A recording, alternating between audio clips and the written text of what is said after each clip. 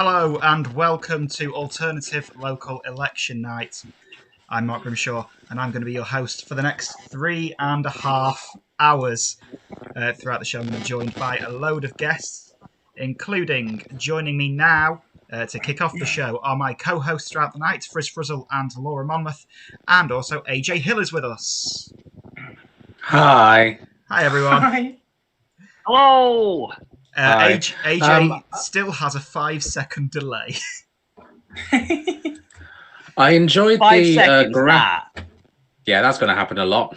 I enjoyed the graphics at the beginning. I wasn't too keen on us getting Thanos at the end of them.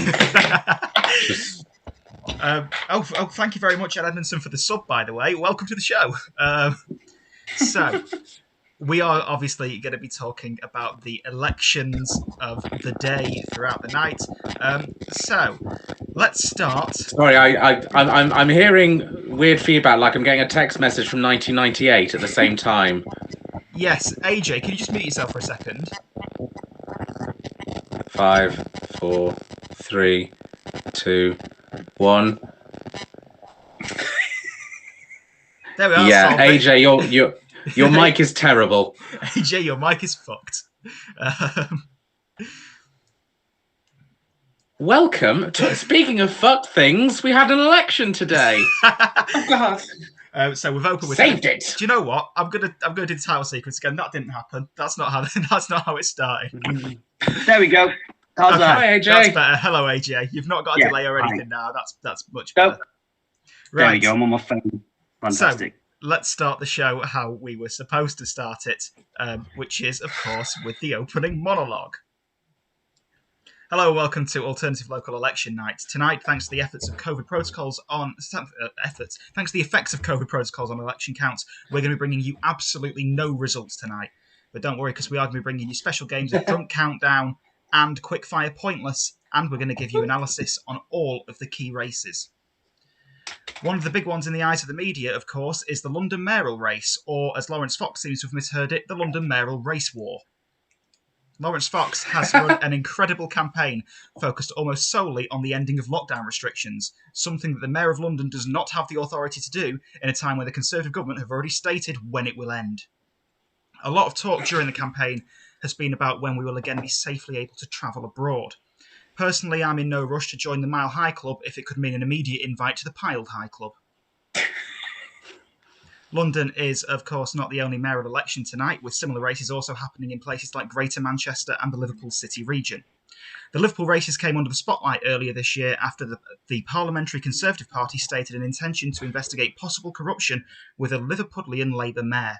Now, I don't know, though. Finding out the Conservative Party are investigating you for corruption is like finding out you're suspected of murder and the investigating officer is Derek Chauvin. I'd like to say it's like the pot calling the kettle black, but then Derek Chauvin would probably try to kill both the pot and the kettle. I was happy with that one, I'll be honest. For the majority of people in England, however, the election isn't as important, with the only race in their area being for Police and Crime Commissioner. Personally, I can't help but think the police would have a much easier job if they simply stopped commissioning so much crime. Looking outside of the bubble that is England, Scotland and Wales both have their national elections to determine control of their devolved parliaments. In Scotland, the fight is on between the SNP and the Alba Party. It's a choice between a nationalist party that is focused on Scotland leaving the UK but is also unfortunately riddled with transphobia, or a nationalist party that is focused on Scotland leaving the UK but is unfortunately built on a foundation of transphobia. Wow, what a choice. Lawrence Fox isn't the only cunt running for his anti-political correctness Reclaim party tonight. Comedian Eliott Hurst is also in the running to be MSP in Glasgow. In his campaign launch video posted to YouTube, Leo complains that nowadays accusations of racism are thrown about like confetti. Like, what? Yeah. Only on special occasions? No. I actually disagree with Leo. I think accusations of racism are thrown around more than confetti, because I don't know about you, but I've definitely seen more people being racist in the last 12 months than I've seen people attending weddings. And finally, in a sentence that I'm certain has never been said before, we're all taking great interest in Hartlepool, where tonight's only seat in the UK Parliament is up for grabs. Hartlepool is having a by-election, and I'm not entirely sure what a by-election is, but it seems like it means an election in which the people of Hartlepool say bye to the Labour Party for the first time ever, and it's probably somehow Jeremy Corbyn's fault. So that's everything that we're keeping an eye on tonight. Monologue. That's the monologue. Let's get on with the show. Lovely. I have got some results in. Just in case anyone's aware. Biden's on 306 and Trump's on 232 still. I've had this open since November. It's just glued to my screen now. It's weird. That is a callback. That's a callback to the last election stream I was on. That is a callback to the 12-hour US election stream, and that is beautiful work. Wow, Ed Edmondson, thank you so much for gifting a sub to Hev there as well. That's really appreciated. So we should probably start by discussing the elections that we have taken part in today.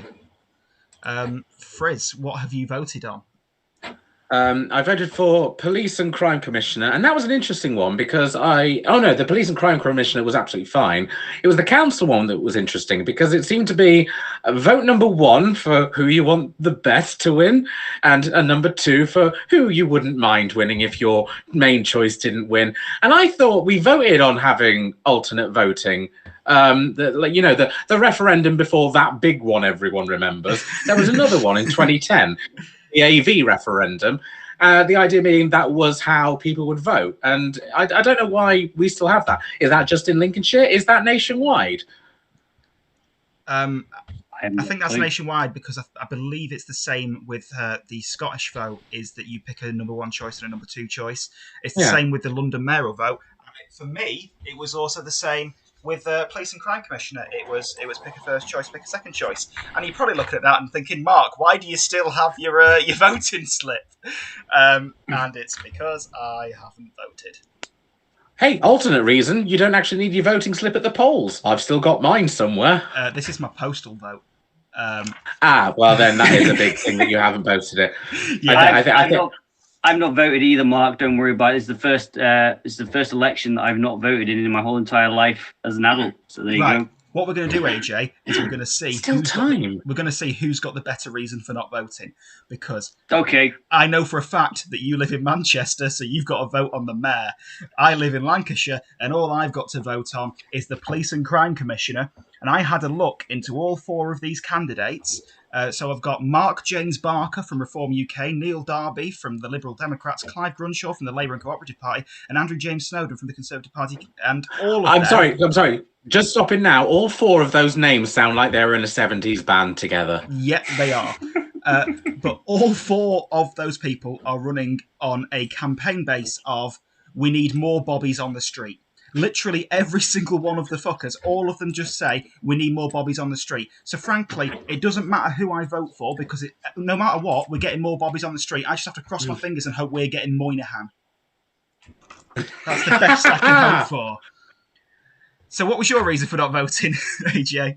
So my reason for not voting is quite simply that my vote isn't going to make a difference because I live in Manchester, so it's just a Labour council run thing. B, I used to actually be quite closely associated with the Labour Party. I wasn't in them, but I used to campaign for them a lot. And I've spoken to a lot of the councillors who are on the Labour Council in Manchester, and I don't like a lot of them, to be honest. There was an issue with homelessness, where basically at one point the Labour Council was sending out people in high-vis jackets late at night to go and speak to homeless people to see if the problems with begging were from the homeless people in Manchester. And all the homeless people they were speaking to all said, it's not us, mate, it's the people coming from outside the city who are causing all the problems. And you're like, if you approach anyone in the middle of the night and start sort of being official with them, they're going to say, look, it's not nothing to do with me, mate. Please just leave me alone and leave me where I am. If you approach people and say to them, are you the problem? There's a 99% chance of being, no, I am not the problem. And when I tried to point that out to the Labour councillors that I was speaking to about this situation, going, that's not the way to sort of tackle this issue and find this out. They're like, no, it's fine. There's not a homeless problem in Manchester, while we were rife with homelessness in Manchester. So I think that one of the issues that you have in Manchester is it's a majority Labour council, and they are all just living off the fat of the land. It's not just self-serving politicians in the Tory party, although the majority of them are, in my opinion. It's also just like, wherever you go, if you were always going to get self-serving politicians, and if there hasn't got a democracy and different voices, that's going to be an issue. And for me, I've just seen a comment on Twitch from Ellie here, which just says, "Oh, so it's a majority Tory council then." Well, no, that's not going to happen. Not at all. It's just, if politicians get to abstain from votes, then so can I, ladies and gentlemen. So can I. So, We've got a comment here from Tardigrade, who says, "We had 3 candidates for police and crime here, and that I could not tell the difference between, except one of them knew how to use bullet points correctly. One got it wrong. One Where are you? The content for Where all is that? 3 was the same. They even all had the same beard." Where in the country is he, though? Or they? That's Hampshire. Hampshire. That vote is happening. Laura, have you voted today? Of course. What I don't know why, for the difference it's going to make. I live in Sandwell. For those of you that do not know, Sandwell has I think something like 72 seats on its council, and for the vast majority of the last few years, it's been all held by Labour. It's been a full Labour council since I got God knows when. I've literally just gone onto the thing, and actually it's now Labour 65, Brexit Party 1, and Independent 3. But that's the 4 people who got kicked out of the party in the last 4 months. Yeah, It is a still a thing. Pardon, AJ? I can't believe Brexit Party is still a thing. The Brexit Party has now rebranded as Reform UK. Yeah, they have. They've still got the same logo. Yep, They've still got exactly the same logo, just changed the name. There it is. Yeah, that doesn't make sense, because the whole point of the arrow was it was the EX in Brexit. Like, now they should have called themselves a name which had EX in it. The Rexform Party. Genuinely thought it was an arrow telling people to fuck off. I thought that was the point. No, it was very clever, because as their thing is an arrow, right, when they're on a polling card, it's an arrow next to where you vote. And so idiots go, "Oh, my vote goes here, does it?" And that is their main thing. It is idiots accidentally voting for them is how they get any power. Jay has suggested the FedEx Party. The FedEx Party. But FedEx does also have an arrow built into the logo. Yeah. Now, it has also been, the point has been made here by Sausage, spoiling papers gives an active message. I'll be honest, what I had planned to do is, because, to my knowledge, if something is a clear vote, as in something is clearly marked in the box, then it can count as a vote. So my original plan was to hand in the ballot sheet with ACAB written in the Labour box and defund the police written in the Liberal Democrat second choice box. But the reason I didn't is because it started pissing it down with rain, and the polling station is a 20-minute walk away. And I'm sorry, but Police and Crime Commissioner is not valuable enough for a 40-minute walk in the rain. You should have written across all 8 boxes, "more bobbies on the street," and then when it eventually happens, you can think, "I did that. That was me." They got my message. So let's quickly talk about why AJ is here, because he's got a task throughout tonight. If you saw the lockdown lock-in a couple of months ago, you'll have known that AJ did some art for us based on our requests. He also did the same on the US election show, which I think ended with a picture of Joe Biden and Donald Trump going dogging together, if I remember correctly. Yeah, so I believe that was Joe Biden having sex with Donald Trump on the on a car bonnet, because that's what the voting public wanted. Since then, have you not released it as an? Since then, have you not released that as an NFT? Because that would make you quite a bit of money. I don't know. I don't actually know what NFTs really are, other than that they're dangerous for the planet and people hate them. That's what I know about NFTs. Yes. I don't know about them either, but then again, I don't know much about the election when they put me on the show.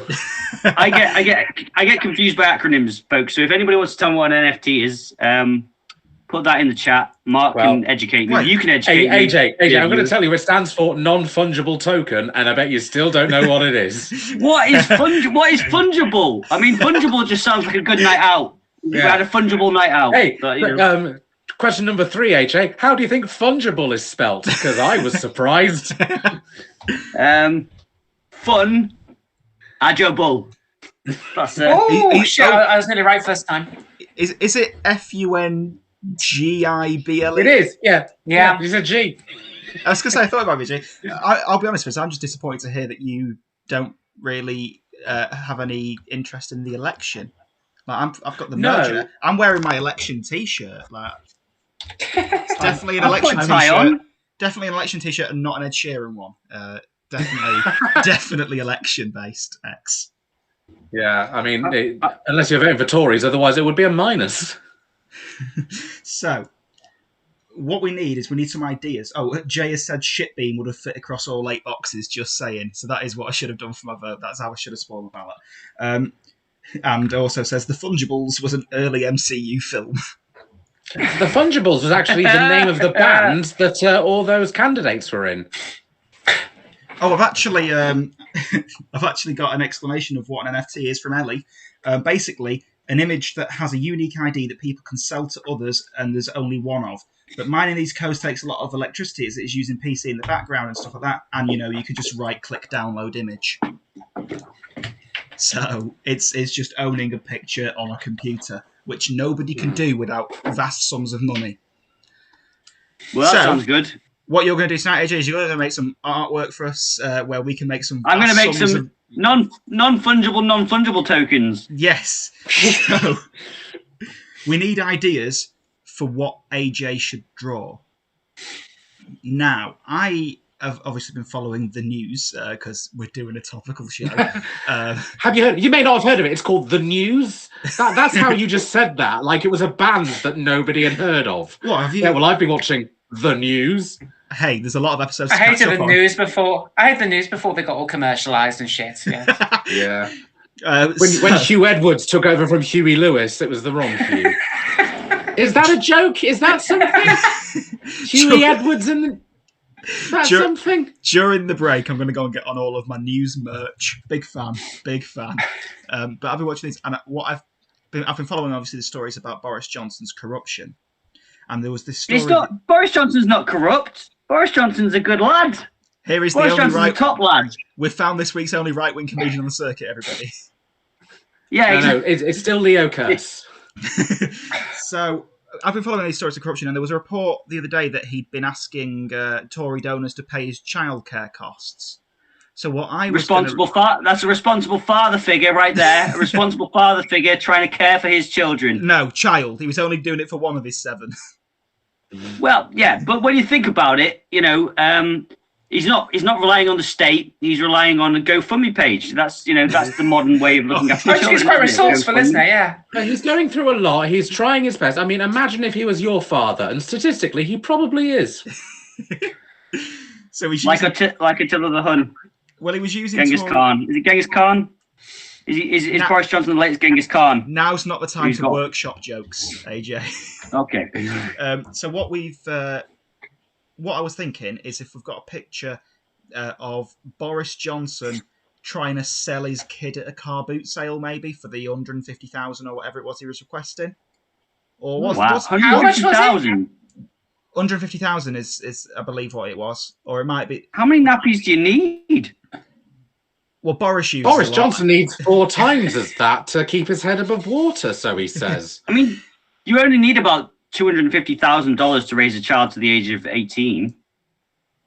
Oh, he doesn't plan on having it that long, so it's fine. So my request, my most famous politician in the North Kesteven area was Douglas Hogg. He was the main person who was done for the expense scandals because he used £2,000 of taxpayers' money to build a moat. You may remember that politician who built a moat. I do remember that politician. I would love to know what Douglas Hogg is up to, because he was the MP for our district for years and years, and then I think the scandal happened in 2005, and I think he was still the MP like around 2009. So whatever Douglas Hogg is up to is my suggestion. I know it's very niche, but I'd just like to know what Douglas Hogg is up to nowadays. So let me get this straight. So far, we want to know what's going on with Douglas Hogg. Boris Johnson's child. Oh yeah, we want this. We want the sale of Boris Johnson's child, either at a car boot. Sale of Boris Johnson's child. Either at a car boot sale or whatever the Tory equivalent is, Antiques Roadshow or whatever. Okay, and we also want an update of a gentleman who once built a moat. Plus, we've got some Douglas Hogg. Laura, we'll come to you for a request in a second, but I've also got some requests from chat. Ellie would like Leo Kearse and Lawrence Fox's love child. Oh my God. Jay would like Keir Starmer's happiest memory. Interpret that how you will. And Hev would like Alex Salmond as a hot air balloon carrying the Alba party in the basket. I would like to rescind my Hogg request and jump on Ellie's idea. I want Leo Kearse and Lawrence Fox bombing at an open mic. Just they're at an open mic. They've got a new double act, and the audience hate them. That's my new request. Jumping on Ellie's, so that's my new request. If Leo Kearse is watching, which he isn't, I've always got on with you in Edinburgh, mate. So this isn't me. This is the audience. That's funny because I'm just giving the audience what they want. In the call before we came live, you called him a filthy little cunt. So it's weird that you. I couldn't have done that because my camera wasn't working and there was a 5-second delay. So yeah, there we go. Yeah, Laura, what would you like drawing? Well, I remember a few weeks ago where Keir Starmer decided to go for a drink and had the argument with the with the guy who owned the pub over his over the lockdown restrictions and Keir deciding to vote alongside them. It kind of made me pine for those days where politicians would just punch people in the face. I'm going to be honest with you. You've just given me an amazing idea that is probably going to be my favourite piece of art I've ever done. Do you want to... Shall I just stop talking now then and just let you go with that? Because my idea was more... I was thinking back to the days of John Prescott, and obviously John Prescott punching someone who threw an egg. What wonderful, wonderful time. So I was just, I would love to see Keir Starmer just losing it, not just sitting on the fence as is the Starmer way, but more angry and unleashing the inner rage that we know that Keir Starmer has, and just punching someone in the face. But I'm thinking, who can Keir Starmer punch in the face? And all I can think of is just the first thing that came into my head, and I think it would make a lovely image. And I'd like to see Keir Starmer getting angry and punching in the face Tony Hart, the popular 70s and 80s, whilst Morph looks on, shocked.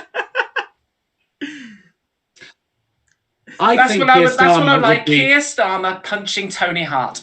I think if Keir Starmer did have a fit, like a hissy fit, and wanted to punch someone, he would probably be pulled back, but not in a "it's not worth it, mate." More like in a scrappy do. You're gonna get hurt more. Let's stop this. He's got them beady little eyes, man. He's got those beady little eyes which just scream. There's something simmering underneath, which is quite sinister. Are you talking about Tony Hart? Because that's he's been dead years. Don't talk about him that way.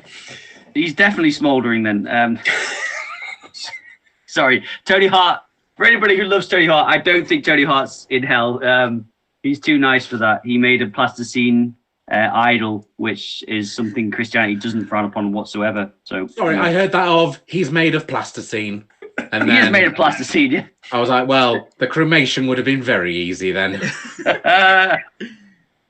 Right, so he would have turned to clay. AJ, you're going to have, I think, about 2.5 hours to do as many of them as you like, and it's obviously have time for, and then we will check in with you. You're going to join the call back, I think, at about 10:30, and we'll see what you've done for us. It's going to be exciting. If I really want to accept that it was done for us. So what I'm going to say to everybody, this is the only vote that counts tonight. So all the other votes aren't important. Of course it's not. I've got police and fucking crime commissioner. We know that's not important. Yeah. I mean, to be honest with you, that's one thing that I'm thinking about. Like how everyone's like, well, what's going to happen in Hartlepool? And you've got to go, well, is really the message we support the government a great battle cry for the opposition, which has been all I've been hearing from them for the past 6 months. So we've had a comment here from Hev. Keir Starmer punches Tony Hart. More fucking Rex Keir. I think that's the image series we need. Right. Yep. Right. Shall we bring some guests in? I was going to say I'm going to let AJ get on with that. I'm going to go and get something to eat as well for half an hour. So I'll. Okay, well, you pop back in at 8:30 in the next call. Will do. Because this call's about 10. Because what I'm going to do while we bring some guests in... Oh, actually, before we do that, thank you, AJ. We'll see you at about 10:30. And what I'm going to do is I'm going to now hand over to our next segment. Because throughout tonight's show, we've got a number of comedians who have been set the task of recording some party political broadcasts for us. And throughout the night, we're going to be cutting to them to see what they've done. The first couple we're going to see are Frizz's and also comedian Mike Carter's.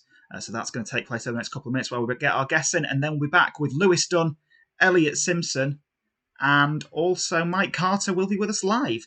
And I've got a special surprise for Friz that he doesn't know is coming. So we'll see you in a couple of minutes. In the meantime, we're going to have Friz Frizzle's party political broadcast. See you in a couple of minutes.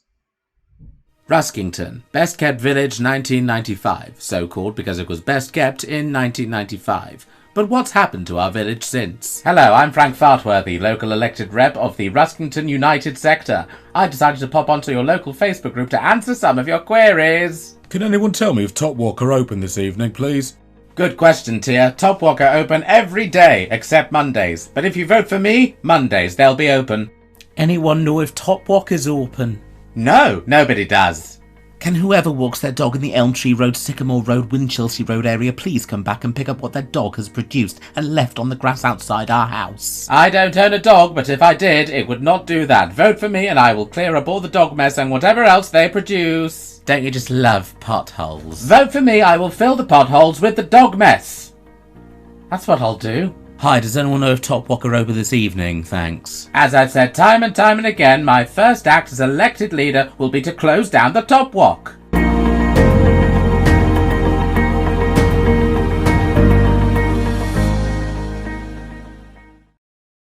Hello, I'm Mark Grimshaw. Now the stream will either be starting in a few minutes or we'll be back in a few minutes. So I just thought I'd pop in the past to let you know how you can support the stream. To financially support the stream, you can subscribe. You can either pay for a subscription or you can gift a subscription to someone else. Or if you're an Amazon Prime member, you can get a free subscription every month at no additional cost to you. That's right, you can give me more of Amazon's money than they give the tax man. You can donate bits.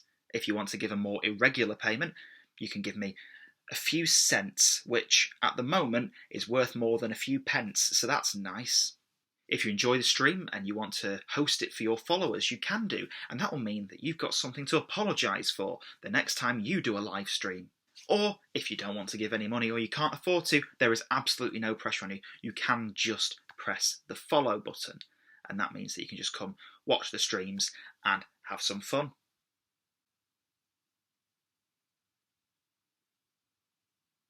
Either way, thank you for visiting me today. I hope you enjoy the stream, which is either about to start or restart now. Delete as applicable, I can't be asked filming 2 of these. Tired of these lying politicians? Tired of corruption and misinformation? Why not vote for someone who isn't a politician? Vote for Mike Carter. All of these politicians say they care about you and your family. They don't really, do they? Mike Carter does not give a fuck about you or your family either, but he's not lying to you about it. Those politicians say they'll do everything for you. They make endless promises. Mike Carter makes one promise: he will do nothing for everyone. Mike Carter's policies include: Mike Carter has no policies. Mike Carter thinks someone should punch Phil Collins in the face every day. Boris Johnson allegedly hit his girlfriend. That's not cool. Keir Starmer is a boring stick in the mud. Mike Carter knows how to party. Vote for Mike Carter. If he was you, he'd vote for him.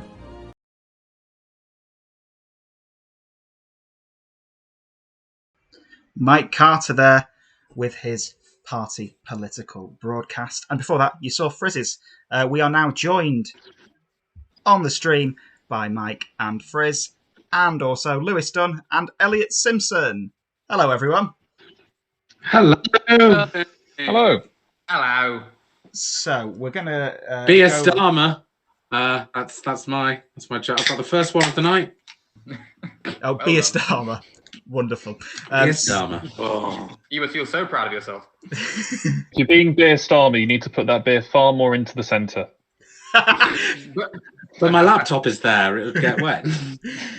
That's not the point. It's not about whether or not it's a good idea. It's just about moving into the centre regardless. Hey, it's on the right. It's on the right-hand side. That's the best place for it to be.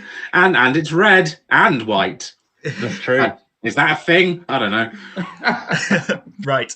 So let's go in order first and discuss what votes we have taken part in today. Firstly, Eliott.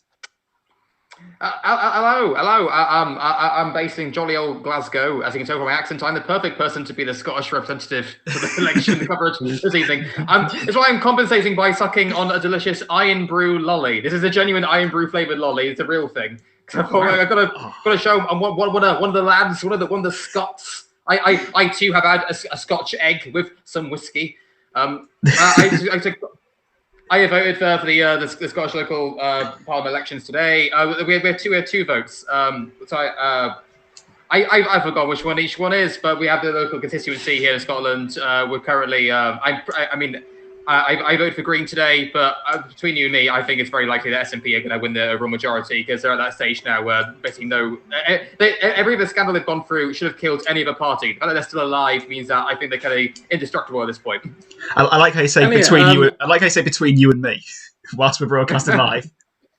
Yeah, anyway, I can imagine you like when the pubs open in Scotland, you rocking up to a pub outside, and then they say, "What do we have to drink?" You say, "No, I'm good. I've got an iron brew lolly." That's Don't worry, lads. That's the persona that I just wanted a bench to sit on to consume this. You will receive no business from me. That's how you fight the power.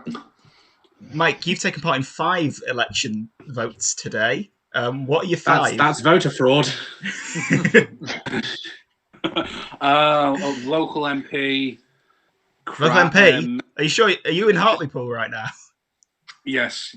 Local council, I think. Metro mayor. That mayor of the metro, the train service. Mayor of Liverpool. And 2 more. I can't imagine Liverpool having a mayor. We don't at the minute. He's in jail. which is frankly a lazy stereotype that the mayor of Liverpool is fulfilling there. Was that one of his policies? Vote for me, I will do crimes. Yeah, we'll do that, and he stuck to them. Props to the guy. I think technically he's out on bail, but I fucking hate him, and I hope he goes down. Why do you hate him so much? I feel like we should clarify this. Well, he's corrupt. He's like massively corrupt. He famously wanted to knock down a local park and went there at 4:00 in the morning and took a picture of it on like a nice sunny day and said, "I took my grandson here," and he said, "Why is it empty, Grandad?" And someone noticed that he'd left the timestamp on, and they wrote, "Because it's 4:00 in the fucking morning." But he's known, he's known for having all these dodgy land deals. Like, he shared his mayoral office for a year with a housing company that his son is part owner of. Oof. Yeah, that's prime ministerial behaviour. Well, yeah, to be fair, I'm nearly 34 and still living with my parents, so that's fine. So you're owning it. What else has he done? Like, anything that he could knock down, he has. Like, we had a very old cinema with Art Deco awnings, and he knocked that down to build student flats. He used council money to the tune of about 90 grand to pay for a private legal bill against his employer. and won't say why he took it and won't pay it back. He's currently trying to get the council to pay his current legal fees, for which he is charged for corruption while serving on the council. Well, I mean, if nothing else, he is showing consistent behaviour here.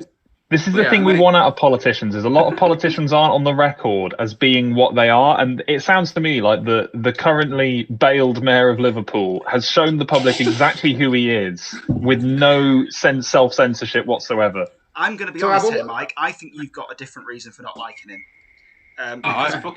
Because previously, you tweeted him saying, "Imagine no Anderson, it's easy if you try," and he replied to you, "Imagine you being a famous comedian filling theatres."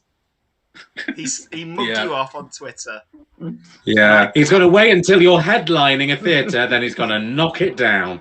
Yes. It has to be said, knocking down an Art Deco cinema to replace it with student flats that now will not be filled with students due to the pandemic, but will be drawing an income because they charged the rent to people even if they weren't living there. Actually very prescient. That was very well thought out on his part. Also, there was a protest van with a big banner on it that said "Joe must go," and while it was parked up the owner's driveway, it mysteriously exploded. Oh, that is quite mysterious. What if his name was Trey? Would they have to make him stay if his name was Trey? What I'd do if people were saying Joe must go and my name was Joe, I was like, I'm going to change my name to Trey and see what they have to fucking say about that. I mean, the downside there is that your name is then Trey. Yeah. which is not. At least it's not hot. I think not fuck off. Shorts and a barbed wire tattoo. I'll be honest, I've just in my head been going through rhymes of Trey to see how I can make it negative, and the worst I've got is Trey must souffle. Sachet is right there. Oh, yeah. Just Trey away. Trey away just works so much better. Oh, yeah. Trey pate. But no, I'm sticking with souffle now. What's done is done. Lewis, quickly. Away has all the menace of a dinner lady, though. We will talk more about the Liverpool situation in a moment. First, quickly, Lewis, what have you voted for today? Well, today I feel like is a day for people like me who are into hardcore underground democracy, the kind of democracy that like you don't get in the mainstream. Like, oh, I voted in the general election, I voted in the EU referendum. Right, you may have heard it on the news. Yeah. Like that's like saying, oh, I love music. I listen to like Little Mix and the hits and all that. And it's like, no. I voted today for the Police, Crime and Fire Commissioner for North Yorkshire. That's what hardcore democracy fans do. That's what true fans do. I gotta say, yours is trusted with fire as well, because ours isn't. Ours is just police. No, ours was fire as well. Fire commissioner ours in isn't here. around near fire. Yeah. They plan which cars to bomb that say Joe must go. That's what the fire commissioner does. Well, I for one am delighted because it was also preferential voting, much like the London mayoral election. And I'm really glad that in this election between 4 candidates, I can actively tell 2 candidates to fuck off. Like that is something that in most elections, it's normally more nuanced than that. As in, less nuanced than that. I pick one candidate and then the rest have to assume my feelings towards them. In this, I can preferentially tell 2 candidates through active non-participation in their end of the election. Nah, fuck you, mate. But it's... Shall we guess which 2? There were only 4 candidates, which is already a strong sign. I'm going to guess the 2 were Conservative and Reform UK. We did not have a Reform UK candidate for Police and Crime Commission. This is the thing. Reform UK are mainstream. Reform UK are like, they're the current... I'd not heard of them until today. Single. They're mainstream. I googled my Reform UK candidate, and he doesn't even have a website. He doesn't have any. No. What I'm saying is online. like that. I'm saying that's because half of the Reform UK in the mainstream aren't real. They don't exist. No. I believe they're generated through AI formula. Well, this is the interesting thing. I did a bit further research because his name's Mark James Barker is running for Reform UK. And it turns out that he's previously run just under the name James Barker as a UKIP MP in Preston. Ah. And what did he regenerate? What the fuck? No. He reformed. But so I had a look into that because basically he's gone under a different name so that when people Google him, they won't find out his past. Which is, you know. Did he hit his kids or his wife? For legal reasons, That's I have the kind to of say for legal reasons, I have to say neither to my knowledge. Yes, yeah, especially because he might well soon become the crime commissioner. So, Eliott, we've not got you for that long, so let's quickly talk about... well, first, do you want to tell us why Scotland's vote is so important today? Because it's a hell of a lot different to what we've got here in England. Well, really, it's essentially because it's really going to make a big difference to what the path forward is towards whether Scotland will get independence or not. Because recently, for what feels like the first time in a long time, the Green Party actually seems quite a viable option, and there's quite a good chance of getting quite a number of seats in Scotland, purely because the Green Party at the moment is the only party other than the SNP that are actually advocating for Scottish independence, and that's generally what the big consensus is in Scotland. People want independence; they want it now. That's why I'm going to stop you there. There is a third party. Right. There is a third party. Wait, which one? Reform UK. Reform the UK into a much smaller country. We will reform the UK after going independent. We'll go independent and then we will reform the Union. I don't know this either. It's SNP, Green Party. Who's the third party advocating for independence? Alba. Oh, who cares about them? Yeah, I mean, no one even watches BBC Alba, so there's no point in naming a party after it. I don't know it's still around. That's why I said there's technically a third party. Okay. I mean, this is an important election though, because this, as you say, this is potentially paving the way towards Scotland not getting independence again. So in what ways, no, genuinely, because if the SNP win every single seat, they'll come back to Westminster and they won't care.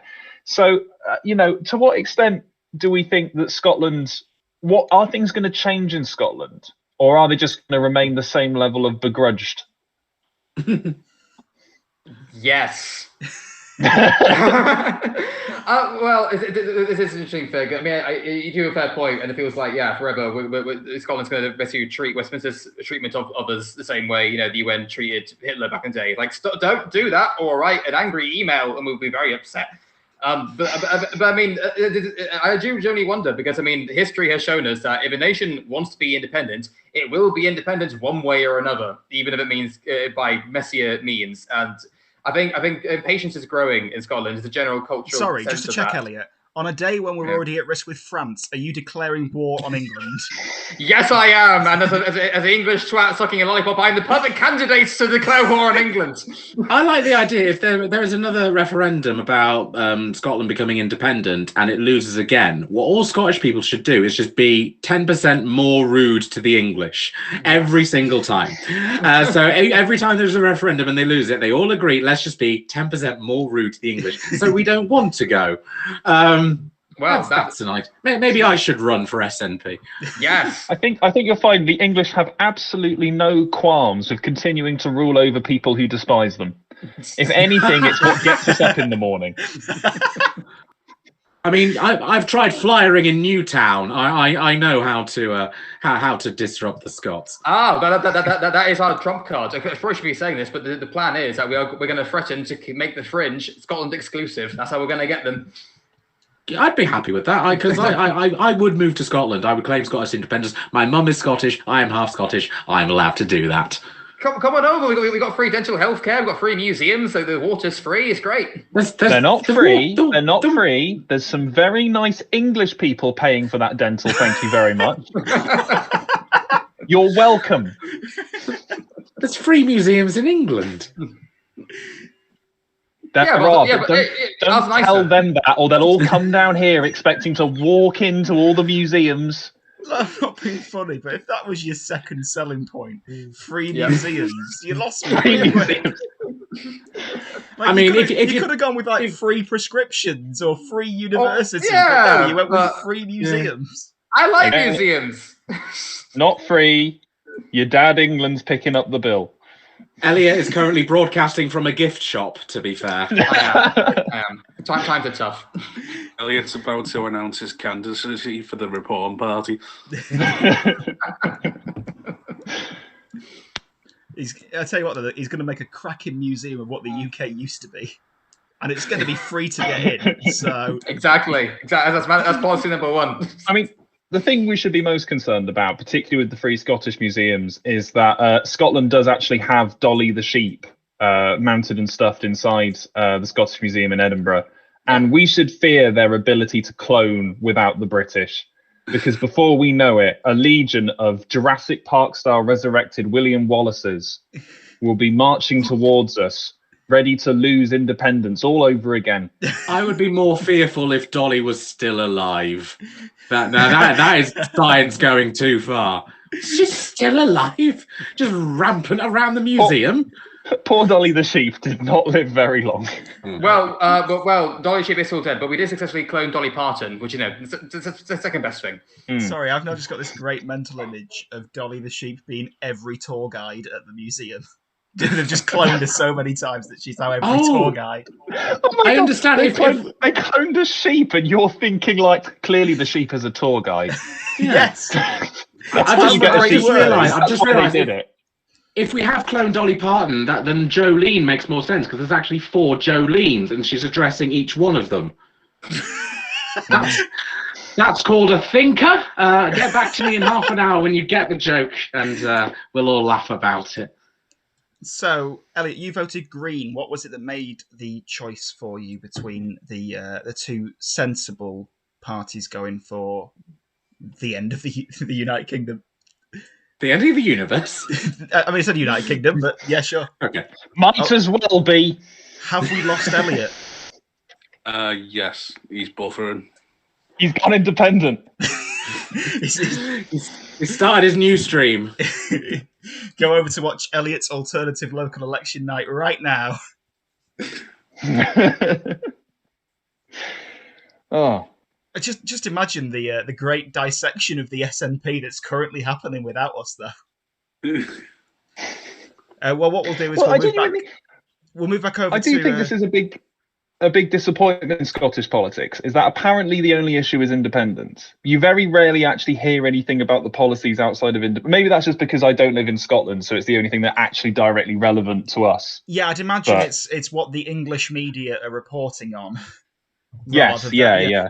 Because let's be honest, the English media hardly report on anything in the north properly. Never mind Scotland, because the English media is so heavily focused on what's happening in London and specifically Westminster. That's true. We've just received a note from Eliott. My signal cut out, lads. The Scots are trying to stop me revealing the secrets of our free museums.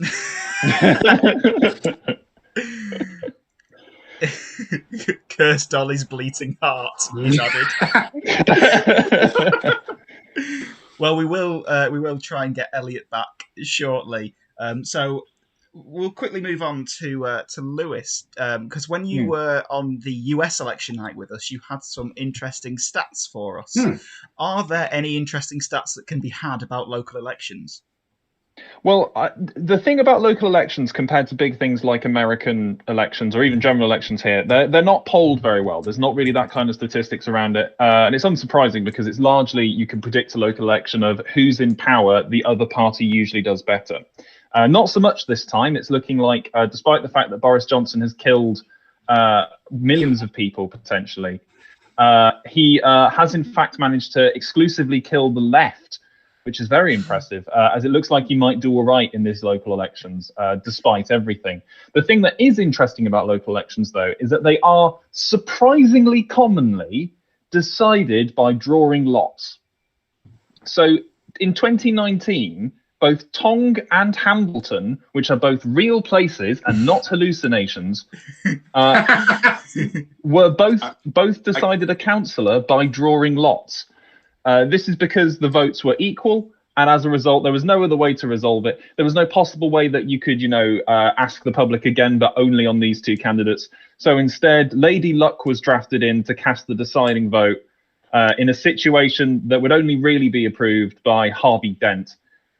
This also happened, and you might think that's just an aberration. Surely it doesn't happen all the time. No, 2 years previously, Northumberland was also decided on exactly the same basis. So welcome to Britain, where democracy reigns, unless you can't make up your mind, in which case flip a coin, that's your future. Oh, I'd now want to see an election that's decided by Jasper Carrot getting them to pick a split or steel ball. Split a council seat. Yeah. Or steal an election. Split a council seat or steal an election, yeah. So if they both pick split, then one of them gets to do it for 6 months of the year, the other gets to do it for the other 6 months. If one picks split, one picks steal, then whoever picks steal gets the seat for the entire term. And if they both pick steal, then neither of them gets it. They both pick steal. Democracy is destroyed in that district, and it is given. There is no council in that district. No, the seat is given to one of the spare Dolly Partons. Yes, 2010 coalition would have been so much better if it was 2 months of Nick Clegg and then 10 months of David Cameron, because that would have been the percentage. And it's like if Nick Clegg had the first 2 months and then, did what he said he would do, and then it's like, no, we don't need David Cameron anymore. Oh, well done, Nick Clegg. I mean, we never needed David Cameron as it was.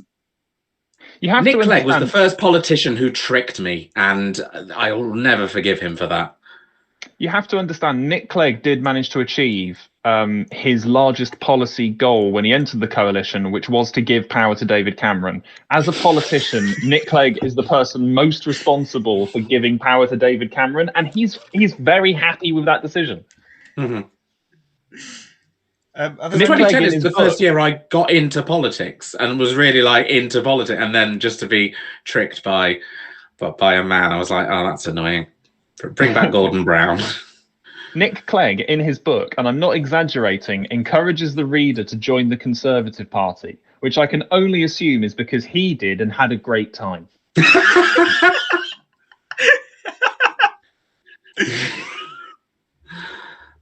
It's just a jump to the left and then a step to the right. But that enough about Nick Clegg's policies. The thing that's going to be quite disappointing, I think, about these elections, no matter what happens, is that it's not quite going to be a decisive enough election that we will either get rid of Boris or tee up Keir Starmer for the next general election. I think the results of these elections are going to be really muddy and boring. I don't think there's anything coming out of this election that's going to be particularly exciting. We're currently in the middle of a pandemic, which everybody hates regardless. And we've got the London mayoral elections where I think Sadiq Khan is probably going to win and Lawrence Fox is going to lose his deposit, which will be a highlight. I feel sorry for Sunderland. Is it Sunderland who always get their votes in first? On an election night, yeah, but I don't know do they have a local council today? No, but it's like even if they did, they're going to be racing to get the Policing Crime Commissioner announced. Yeah, but it's like, if we're still in pandemic over the next general election, which who knows might be in a year or so, Sunderland won't be able to be as fast as they usually are, and that's a shame. I feel sorry for them.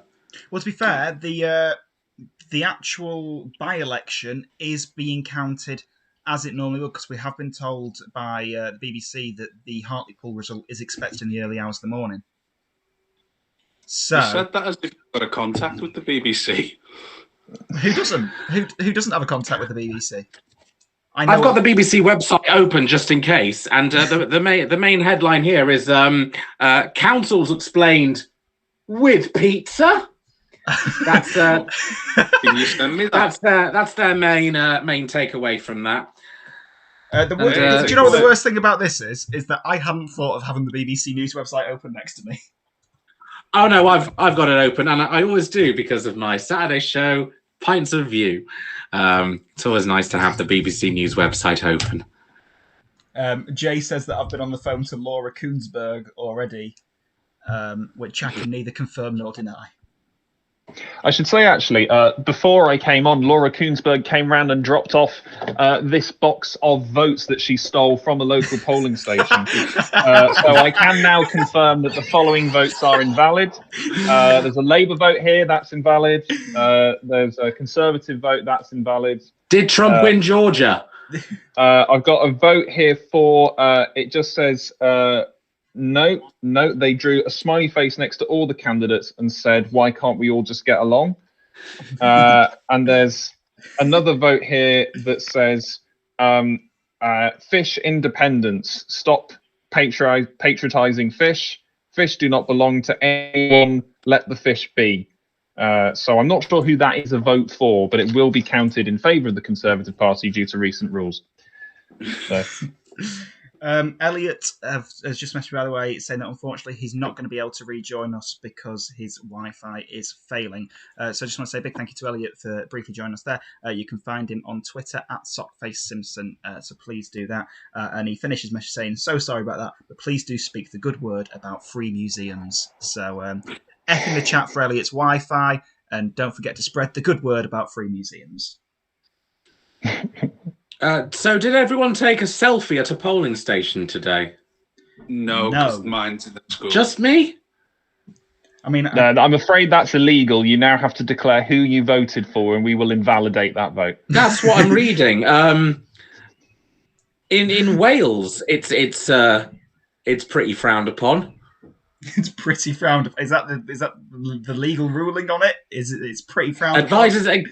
The election, okay, which oversees the UK elections, advises against this because it risks accidentally giving away how someone else, the person in the booth next to you, for example, voted, which is illegal. No, I take it outside where the sign says polling station. You're allowed to do that. That is legal. Yeah. That is legal. You can't take it inside the polling station. Sorry, what you're essentially asking there, Friz, is it legal to take a picture next to a church? Yes, where were your polling stations? Mine was at the Methodist Church. We have 3 churches in Ruskington, one massive one, and 2 which essentially look like, those flat roof pubs that you get in Doncaster.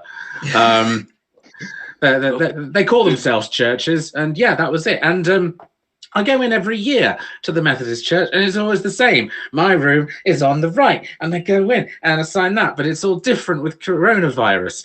So I had my mask on in the line, and then they went, oh, go to the young man over there, and the young man was about 90. It was a funny joke, but confused the hell out of me when they went, go to the young man over there, and I went plodding, looking for a young man. I don't understand your joke, parish council. I'm not in on the joke. If you could have emailed me saying, because they gave us a load of rules. They advised that we bring our own pencil or pen, so we're not like touching it all and everyone's sanitizing. And we like obey the instructions. They never said, oh, there might be some in-jokes. We call the 90-year-old man a young man. Isn't that funny? So, and I went and I gave them my address, and they told me to go in the room on the left this time. But I was, no, it's always on the right. Fine. So I went in, and I was given, it was table 185. There were 7 tables, but it was table 185.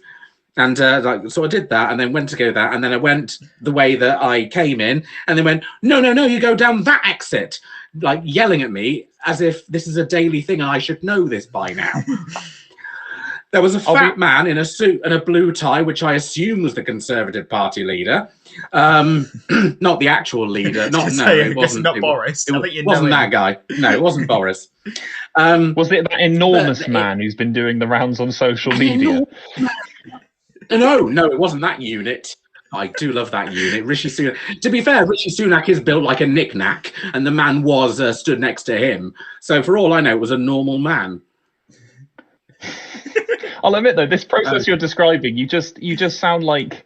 I'll be honest, you sound like the 90-year-old man. You do sound like I feel like the 90-year-old man. They make me go to the left, and then. I love that you said it's on table 185. I was expecting you to say you go to table 185 and then you order on the app. They bring your vote over to you. But I didn't understand why it was table 185. And it wasn't like like they borrowed some pub donated the tables. It was table 185. Could it be the table 185 relative to all the tables in your county? No. The other 184 tables were stored in the small church. Yes, yeah. It has to be said, when you said that there's 3 churches where you are, I live in York, where there are approximately 3,612 churches, most of which have now been converted into nightclubs. And despite that, I voted in a small community-owned village hall. So the churches in York abhor democracy and do not approve. I'm starting to agree that. Can anyone confirm in the chat if they voted today and they were told to go to a numbered table? Because that might solve that mystery. I think you've hit the nail on the head there, Lewis. Like, it was table 185 out of all the tables in all the polling stations, and you had to walk into mine.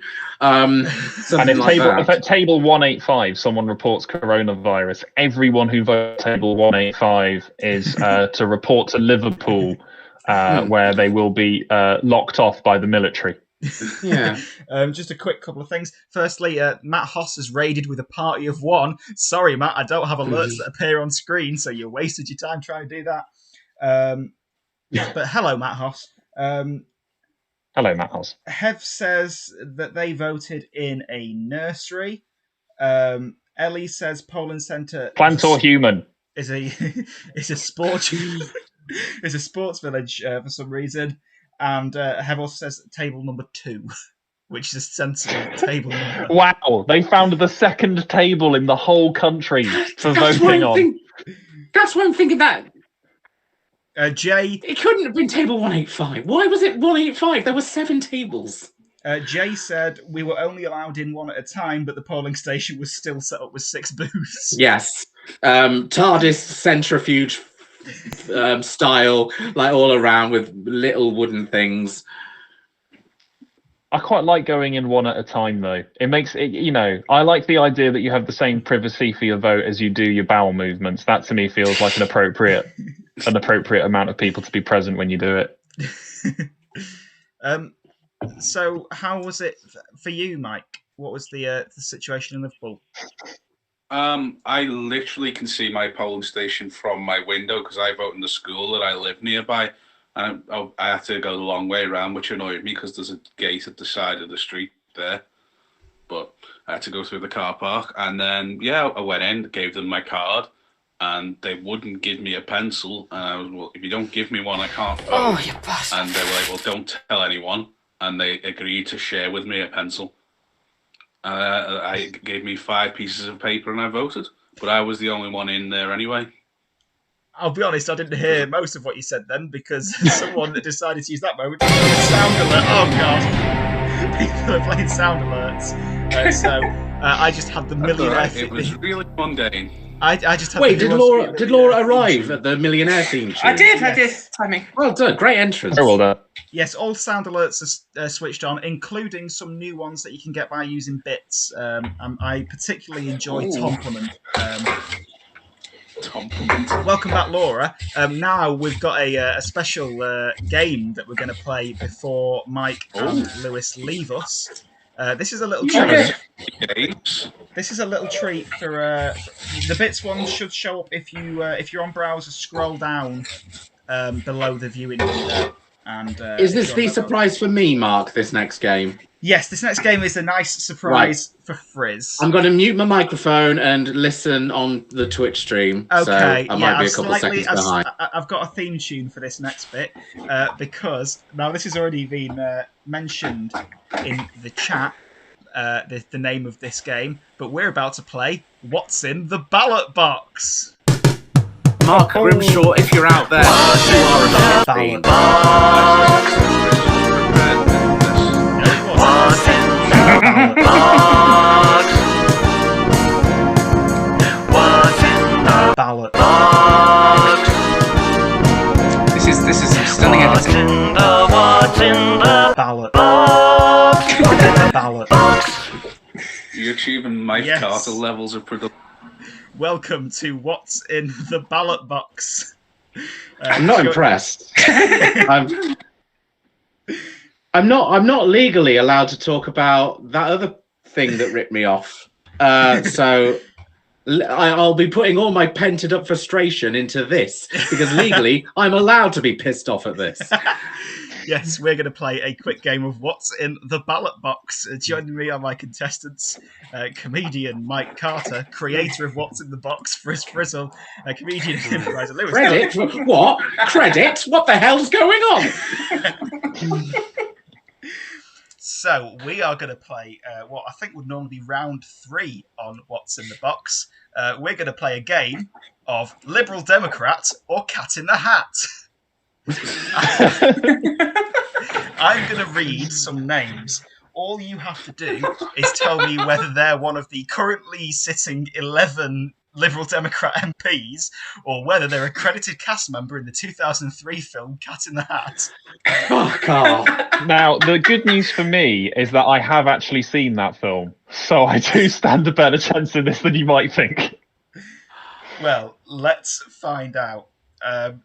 What we're going to do is I've got a list here of just 12 people. We're going to take it in turns to play. Whoever gets the most points in this wins. So we're going to start with Mike. Mike, is Kelly Preston a Liberal Democrat MP or a star of Cat in the Hat? She's a star of Cat in the Hat and she's dead now, I think. I did not check that much information. Yes. Yes. Which would make her a barely adequate Liberal Democrat MP. Yes. Party voter. Kelly Preston played Mom in Cat in the Hat. Didn't even actually get a name, just played Mom. Well, she doesn't get a name in the book. Oh, okay, fair enough. Why would she get a name in the film? The Cat in the Hat is a very faithful adaptation. Friz, yours is Alistair Carmichael. Liberal Democrat or Cat in the Hat? Alistair Carmichael sounds like it's a kid and with pushy stage parents. So I'm going to say Cat in the Hat. Alistair Carmichael is the MP for Orkney and Shetland. Of course he is. Hate this game! Lewis. And famously has very pushy stage parents. Yes, okay, I was right about that. Lewis, yours is Amy Hill. I was hoping it would be Mike Myers. I am going to say, so I don't think the Liberal Democrats have many female MPs. So I think my odds are stacked in favour of Cat in the Hat. So I'm going to go for Cat in the Hat. She plays Mrs. Kwan in Cat in the Hat. That's a point to Lewis. There was no Mrs. Kwan in the book, so... No, it's not. No, there was. There was. It's a faithful adaptation. You read novelisation. Dr. Zeus's Cat in the Hat. Mike Myers is on page 1. What, from Halloween? Yes. Okay. And he kills the parents. Laura, your first question. Clint Howard, Liberal Democrat or Cat in the Hat? Christ. Okay, I've not seen Cat in the Hat. I've not seen a Liberal Democrat, so I'm going to say it's probably a Lib Dem. Clint Howard played Kate the Caterer in The Cat in the Hat. I was really hoping you were going to say Kate the Caterer in the Liberal Democrats then. Yeah. Yes. Clint Howard, Ron Howard's dad. No, it's his brother. Oh, okay. Kate the Caterer, okay. Ron Howard is the Liberal Democrat MP, just to clarify. Yes. Yes, yeah. Mike, your next one is We're a Hobhouse. Are you? I don't even know what one of them are. Sorry, what was that first name again? Was it Weira? Yes. Weira. Is that you struggling to pronounce the name Vera? Nope. Yeah. Weira, come here. Like, that's what I'm thinking when you say that. No, it's we. Okay, We're a Hobhouse family. Just a quick reminder, you are mocking a real person here who could be a Liberal Democrat MP or could be a cast member in Cat in the Hat. Meaning that we're absolutely punching down, so we really should stop.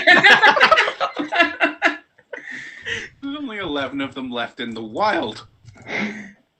Come on, Mike, what are you saying? We're a Hobhouse. That's got to be an MP. We're a Hobhouse is the MP for Bath.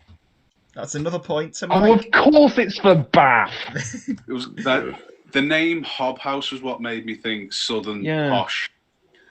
Oh, the anagram of An anagram of We're a Hobhouse is B.A. Whorehouse, where Mr. T gets his bitches. Oh, I was thinking that's what the airport lounge is at Gatwick before you get on your British Airways flight. Hello, by the way, to Umby in the chat. Umby will be joining us in about 15 minutes to play some Drunk Countdown. So stick around for that. Ooh. But When now, I'm not getting invited to that bit. I could only fit so many people on the screen, Mike. Fuck off, you old prick. I'm not that fat. I just meant in the next section, we're having 26 guests when Mike leaves. Friz, your next question. Daisy Cooper, Liberal Democrat or Cat in the Hat? No, but Daisy May Cooper is an actress, but I don't think she would have been in Cat in the Hat. But there's a reason she's called Daisy. There's a reason she's called Daisy May Cooper now, though. Yeah, because she might make a barrel at any moment. I'm glad, just saying, that joke. There's union rules about actors having the same name. Based on your theory earlier about that, not many being, that's a sentence, any female Lib Dems, I'm going to go with Cat in the Hat. Daisy Cooper is the MP for St Albans. Fuck off!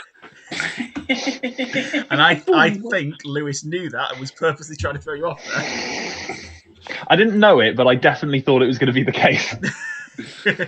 Okay, Lewis, your one. Bugsy, Liberal Democrat or Cat in the Hat?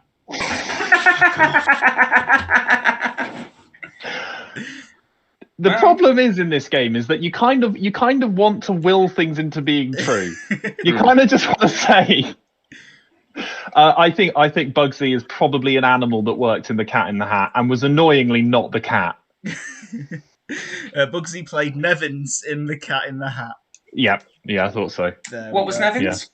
I have no idea. I did not research. I think Nevins is a dog. No, I think Nevins is the MP for New Brighton. Yes, but as portrayed in the Cat in the Hat. Yes, he's portrayed by Bugsy in the Cat in the Hat. Heaven Chat says Nevins was the dog. So you can correct your prediction.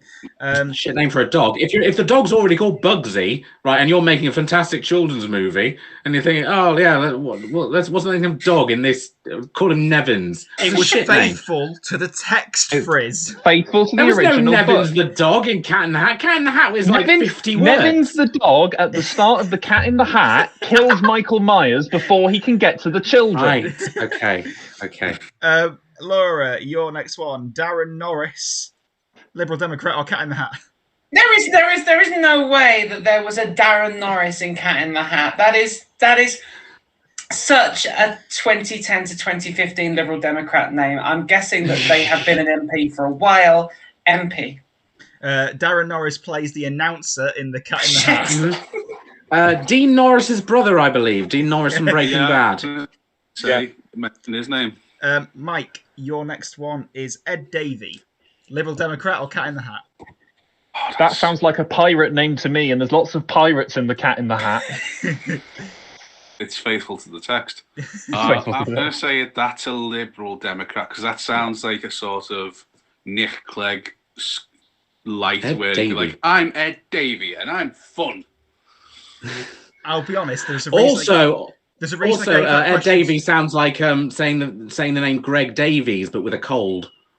Now, there's a reason I gave that question to Mike, because I thought Mike would be least aware of who Ed Davey is, because Ed Davey is the MP for Kingston and Surbiton and is also the leader of the Liberal Democrats. Yeah. Well, you'll know how much I know about Lib Dems if you watched my video. Like, I purposely put in the leader of the Liberal Democrats, knowing that you didn't know who that was, having seen your video that played just before you joined us.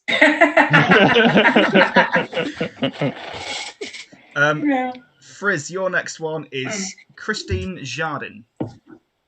Christine Jardin is Cat in the Hat. Christine Jardin is the MP for Edinburgh West. Fuck off! Did you purposefully only pick women?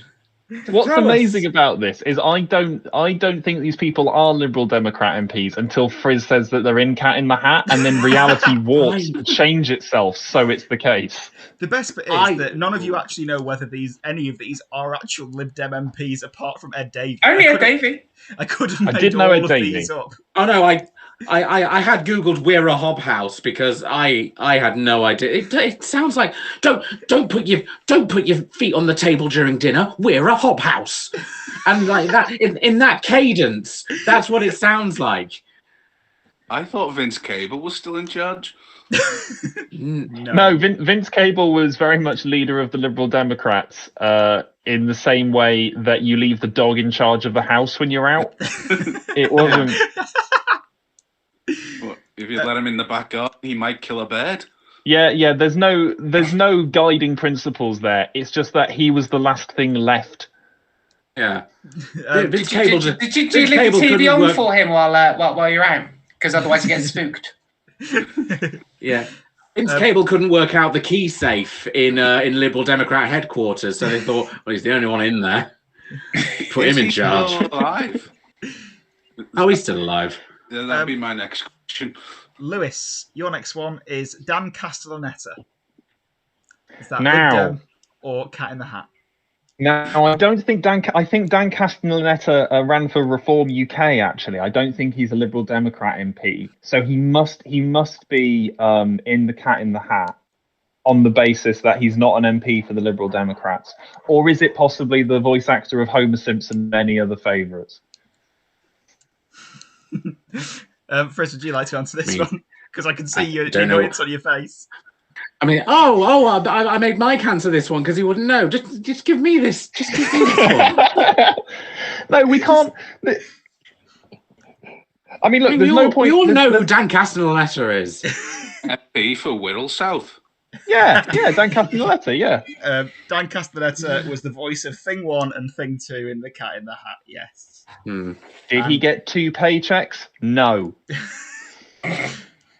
And Laura, your final one is Mayoral Just Wilson. before you do, if I get this, have I beaten Friz?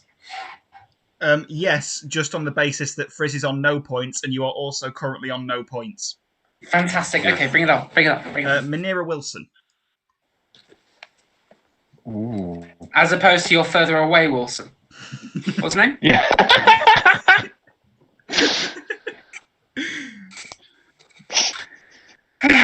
That's the only joke I'm making tonight. MP. No, that's my favourite joke of this. Yeah, I enjoyed that. I like that one. Mayoral Wilson. Beer Starmer, anyone? Come on. I opened with a monologue. I did a whole monologue. The correct answer is Mayoral Wilson is the MP for Twitter. Hang on. She didn't guess. Oh. I said MP. Yeah, she did say Oh, she MP. did say, okay. So, I did say MP. The final scores are Friz is on 0, Laura's on 1, and Mike and Lewis are joint first on 3. Yay! I got as much as I did with the argument with that other show. A big 0. Me and Lewis have to fight now under Yorkshire election rules. We do, yes. That is unfortunately true. Okay, coming back to what you were saying earlier. What is drawing lots? Well, Because you're mentioning before it. you do that, I have to say this has been What's in the Ballot Box? What's in the Ballot box? What's in the Ballot box? Like you have an inside manner. What's in the Ballot box? Okay, that edit's very good. What's in the Ballot box? What's in the Ballot box? Oh, dear. That made me laugh so much when I made it earlier. Anyway, Just to explain drawing lots, it's basically you have to pick between these 2 sticks. One Short of them straw. is longer, one of them is shorter. If you pick the longer one, you are the democratically elected representative for an area. The blue one was in Cat in the Hat. Sticks hold more legitimate power in the UK than hundreds of voters. That is unfortunately the way the system works. So Okay. never, so it's never, straws. Okay. Yeah. Never ever disrespect a stick because it could determine your future. What great life advice that is. We are coming to the end of our time with Mike and Lewis. So quickly, Mike, what are your predictions for Liverpool? Looks like it's going to rain, Mark. Thanks. If Lewis. you want to know my number one prediction... that'll do. Thank you. That's all we needed. No, go on. Have an actual point. The Labour Party, in response to losing Mayor Joe Anderson, have stood a candidate, Joe Anderson, who is a woman. I think she'll probably win on the basis that everyone usually votes for Joe Anderson anyway. That's Reform Party style tactics. Well, our MP here was a guy called Stephen Twigg, and he lost. Or, the Liberals rather stood. Leave Steve! Was that the campaign slogan there? No, but the Liberals stood Stephen Twigger against him. Fucking hell. Who had previously appeared in The Cat in the Hat. Yes. It is like what, because I think what UKIP are doing by giving their head of UKIP names like Barry Gammons or Michael Racism, they know exactly what they're doing. Because people talk about it. There was Dick Brain as well. Not to mention my old stage name. No, but they're doing it on purpose so people on Twitter talk about them. That is the reason. I would like to strongly put forward the idea. I would really like to strongly push back on the idea that UKIP know exactly what they're doing. I think UKIP are half-cut. They've paid someone to come up with the idea, definitely. But yeah, it's all very, very ridiculous. The same year, our UKIP candidate was questioned whether he had a residence in the area, and we found out that the address he had listed was an allotment. Wow. Was it Jeremy Corbyn? No, that just shows you how tough things are to be a UKIP candidate in this country. You get silenced by mass press coverage. You have to sleep in an allotment because you can't run in the same place that you live due to your reputation. This is the problem with this country is you can't just be an active bigot and not expect people to treat you just the same. I don't understand why it's very difficult. Active bigot is actually the name of the next UKIP leader. Yeah. It's hyphenated. Timothy Active Bigot. We do need to wrap this up now. Any final thoughts, Lewis? I think the big loser in the North Yorkshire Crime Commissioner elections will be crime. There was no pro-crime candidate. I can't see crime flourishing on the outcome of our result. Thank you very much. Have you two got anything you'd like to promote before you go, Mike? Just a Twitter and a TikTok, which are both Comedy Carter. Lewis? I do a podcast called The Best Video Game You've Never Played. I talk about a video game that I've never played before with someone who recommended it to me, and then I decide whether or not it was good or bad. It is neither political nor explicitly funny. I mean, to be fair, that could also describe this show for the most part. That's every submission to BBC Comedy. We're about to play Countdown for an hour in the middle of all of this. To be fair, that's what Channel 4 considers comedy commissioning, so it's the same idea. Thank you very much to Mike and to Lewis. I'm going to allow time now for our next guest to join us because in a moment we are going to be joined by Umby Winters to play some Drunk Countdown, and then later on we're going to be joined by guests including Steffan, Alun, Jake Donaldson, and also Adele for more discussion. But now it is time for our next party political broadcast done by comedians. And this first one is going to be by Edy Hurst, and that's going to be followed by one sent to us by jam salesman Fred Neptune. I haven't had the chance to watch that yet, as it was sent after we came live. So this could be anything. But first, it's Edy Hurst. And we will see you in about 5 minutes' time for Election Drunk Countdown. See you then. We now interrupt this stream for a party political broadcast from a mayoral candidate.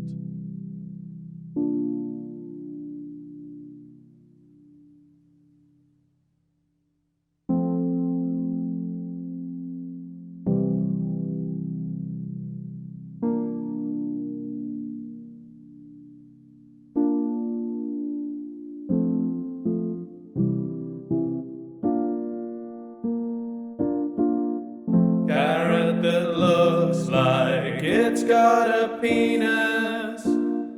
Carrot that looks like it's got a penis. Got two long legs and a bit in between it. It's a carrot that looks like it's got a penis. Not just a carrot that looks like a dick. A carrot that looks like it's got its own prick. Carrot that looks like it's got a penis. It looks like it's got its own penis. It's got its own penis. Mayor carrot that looks like it's got a penis. Not only a carrot that looks like it's got a penis, but the only carrot for your mayoral choice that looks like it's got a penis.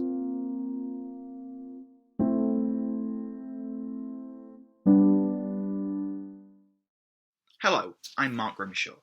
Now the stream will either be starting in a few minutes or we'll be back in a few minutes. So I just thought I'd pop in the past to let you know how you can support the stream. To financially support the stream, you can subscribe. You can either pay for a subscription or you can gift a subscription to someone else. Or if you're an Amazon Prime member, you can get a free subscription every month at no additional cost to you. That's right, you can give me more of Amazon's money than they give the tax man. You can donate bits.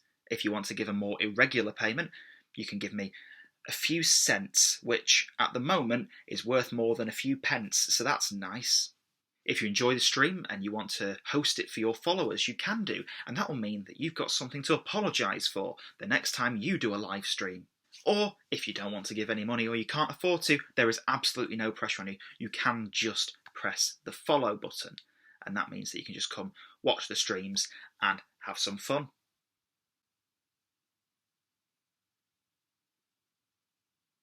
Either way, thank you for visiting me today. I hope you enjoy the stream, which is either about to start or restart now. Delete as applicable, I can't be asked filming 2 of these.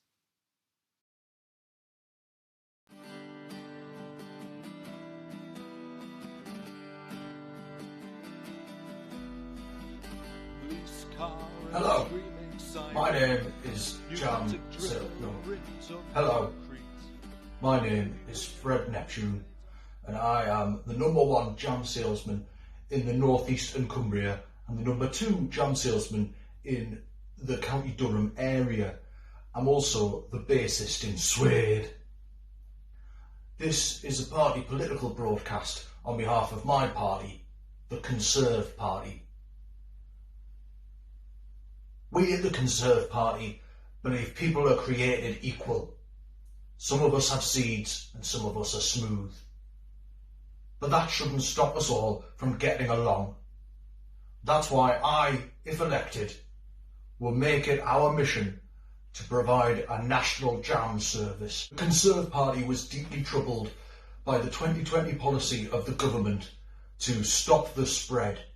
We believe that spreads should be celebrated. And that's why, if elected, we will create a new bank holiday on March 31st, Great British Jam Day. Westminster has been the seat of power in this country for over 500 years. That's why, if elected, I, Fred Neptune, will personally govern from my office up here in Bishop Auckland. Up here, local businesses such as South Cleveland Garages have had great success in building revenue by linking their name to famous pop songs such as Simply the Best by Tina Turner.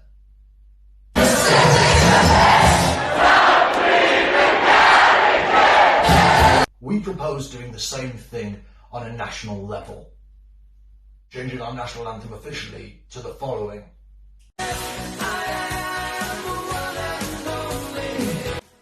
United Kingdom. The Conservative Party know it's been a difficult few years, and that it's particularly difficult to sit and watch the fat cats in the Conservative Party sitting there in their high horses, being able to eat jam while the rest of us are left wanting.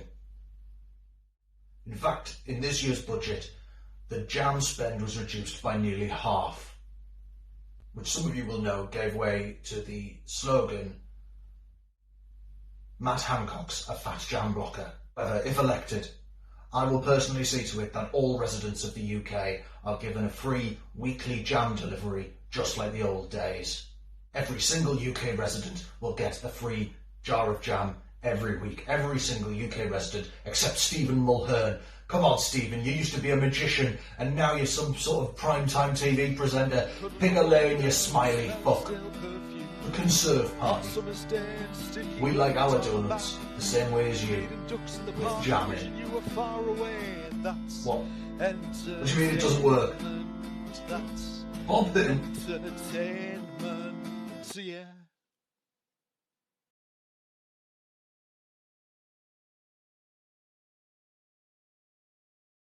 I don't know what you've just seen. Any abuse against Stephen Mulhern gets my vote. Yeah, I don't know. I genuinely don't know what's just been witnessed, but I'm sure it was something. We are now joined by the wonderful Umby Winters. Hello, that's me. How are you today, Umby? I'm good, thank you very much. I've actually worked both of my jobs today, so now I'm on fumes. That's exactly the kind of energy we're looking to bring to this election night. What you call poppers?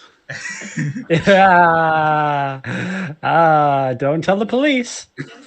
Oh, well, we're voting for them they today. won't be watching this. Have you had time to do a vote? I have done a vote. That was like the first thing I did today because I knew that I would have no time from then on. So what votes have you done? All three of them. The big three, as they call them. I was going to say, you're in the Manchester Mayor zone, aren't you? The Metro Mayor. Yes. So, Metropolitan Mayor. Yeah, the Burnham one. Yes. You're in the Andy zone. Burnham and friends. Yes. Yes. That's what they're known as. Andy Burnham's good. Is that the general consensus? Yes, Andy Burnham, good. One of the good Labours. That's why we don't hear about him in the news. Am I right? Or am I right? Yeah, political satire coming from you. Anyway, you're not really here to talk politics tonight, Umby. You're here for one reason only. Look, Mark, look at me. I'm too sexy for politics. But what you are here for is Comedians Play Countdown. I'm not too sexy for Countdown. No one's too sexy for Countdown. Alex Horn is. He had to leave Countdown because he got too sexy. Well, now he's on Taskmaster, so he's doing all right for himself. Have just played the Who Wants to Be a Millionaire theme to introduce Countdown. Yes, it is time for some Comedians Play Countdown. Fantastic. Ed dropped out briefly. Who is the new guest? The new guest is the wonderful Umby Winters. Now, that's me. Umby joined us for the lockdown lock-in special of Drunk Countdown and went head-to-head. Where I did not do well. Yeah, you went head-to-head with Laura and spectacularly lost.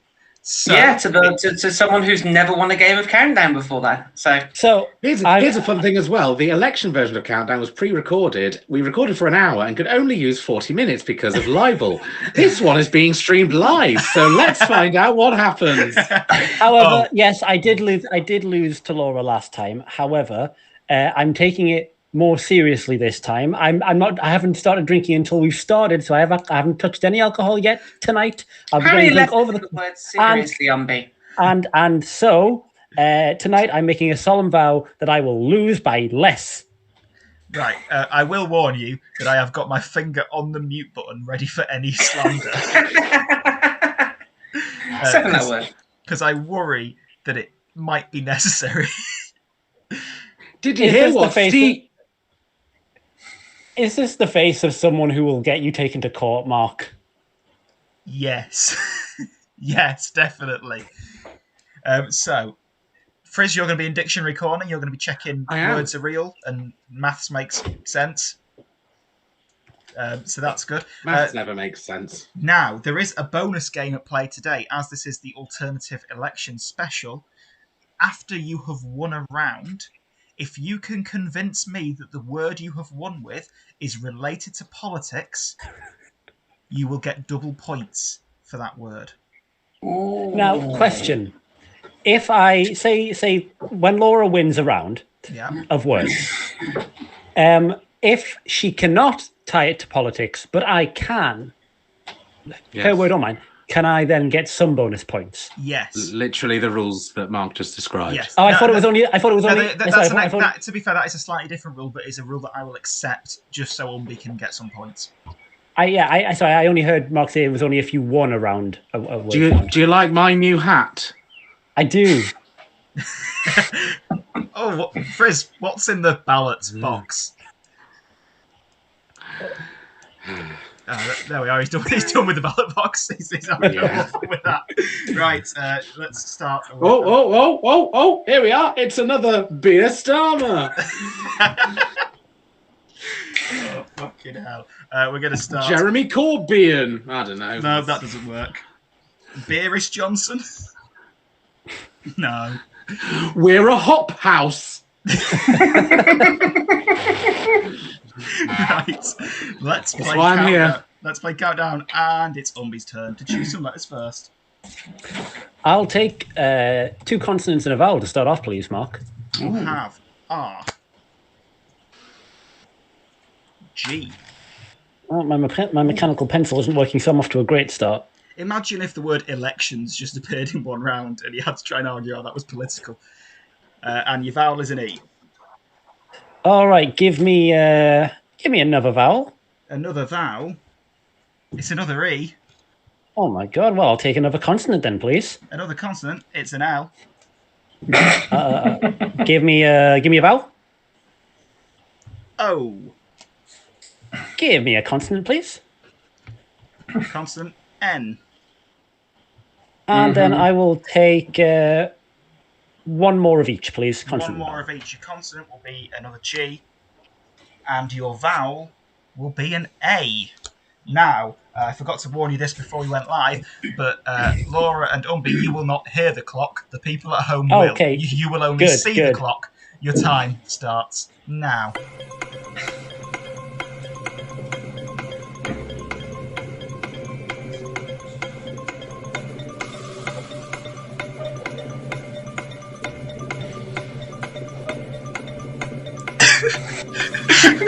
We can't hear the clock, so for us it's just a lot of creaking and squeaking.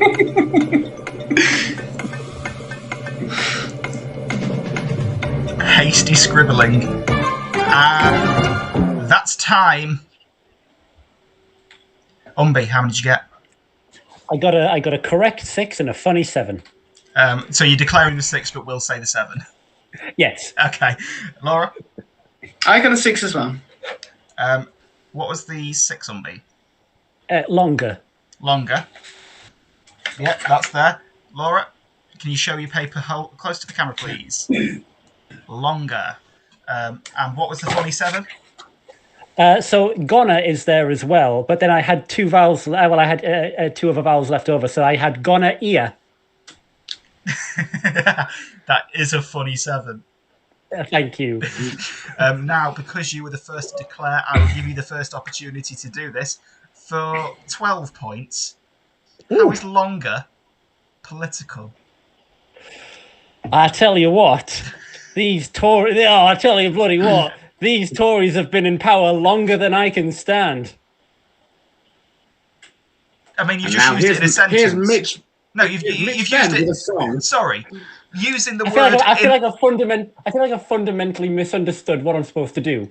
Using the word in a political sentence is not explaining how the word itself is political. I see. Hey, I tell you what, the ballots are open for longer than I swear they used to be. No. No, you just done the same. You've done the same thing again, but with a different sentence. How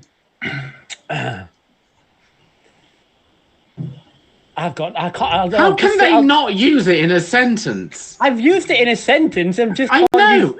Every sentence that you say, Mark is saying no. No, because I need to know how the actual word is itself political. Just using it in a political sentence isn't good enough. Okay.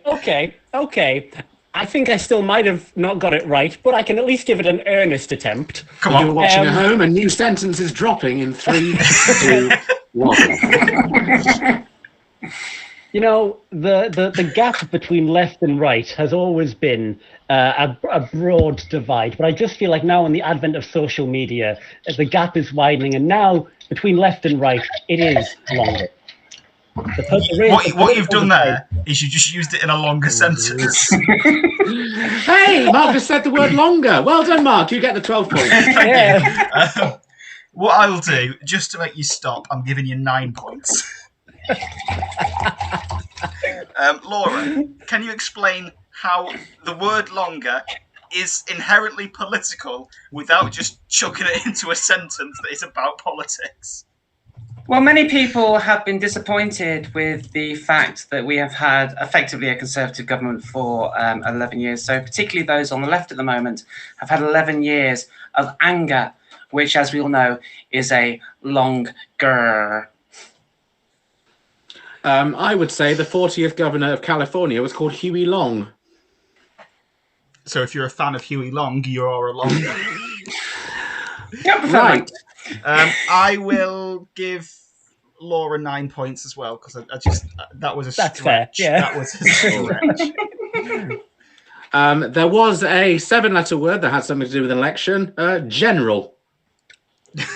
Oh, fuck.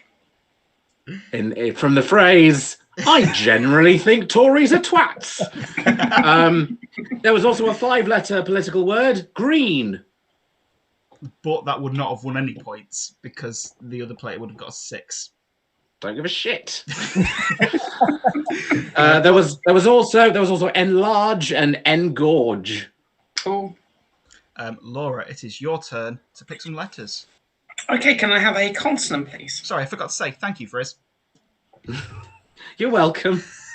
Your first consonant is R. It's an R again. Let's see if we can get a G. Can I have a consonant, please? N. Oh. Consonant again. Sonnet. P. I just want to quickly read a comment from Jay, because Friz, you'll like this. Jay has commented, Huey Long in the news, which is a callback. Which is a callback to an earlier thing that we're still not sure whether it was a joke or not. It was a joke. It was the first joke of the stream.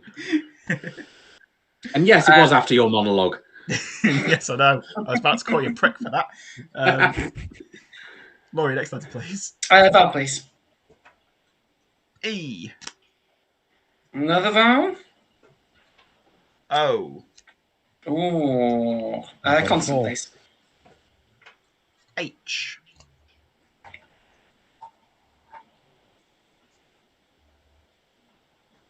Vowel. O. And solid, another 2 consonants. Another 2 consonants. You've got a B. Yeah. And you've got an M. Oh, we've got a hop house. And you've also got a clock. I mean, you haven't because you can't actually hear the clock, but trust me, there's a clock.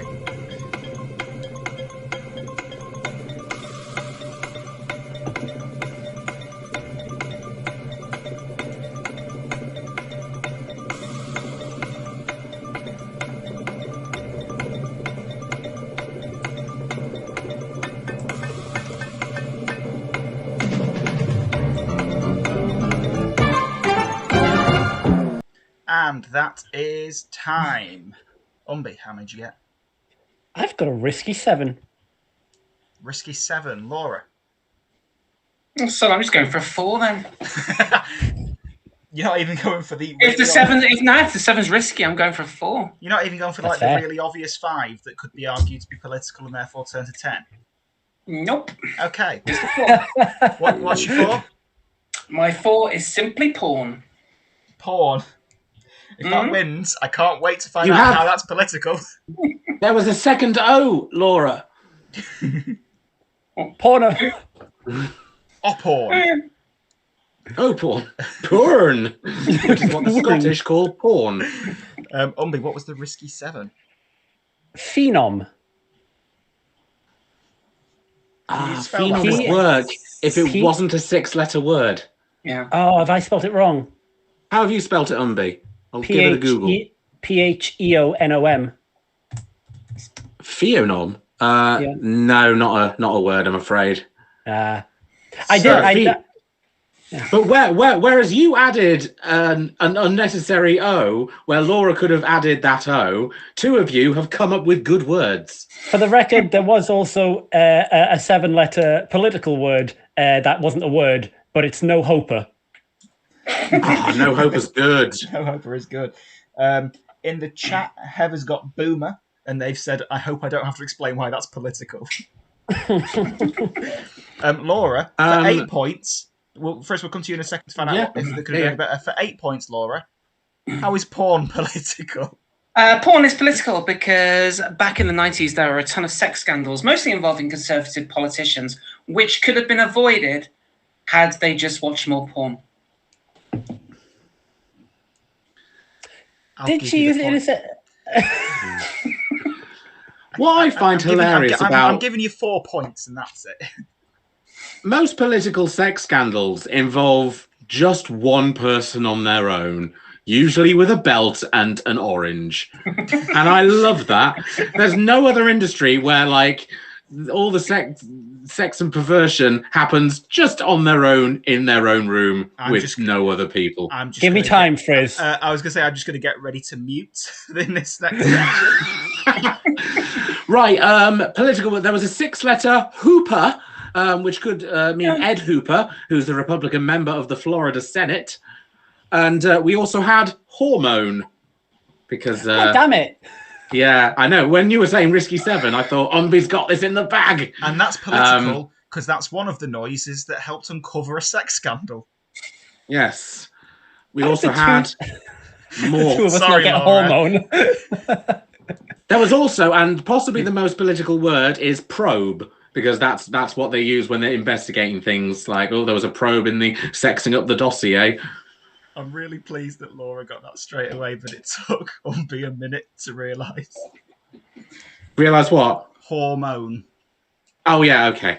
I was No, looking I at got my it immediately. dictionary. I just didn't laugh. Oh, that's fine. Right. Right, let's See you in a bit. Let's play the letters game.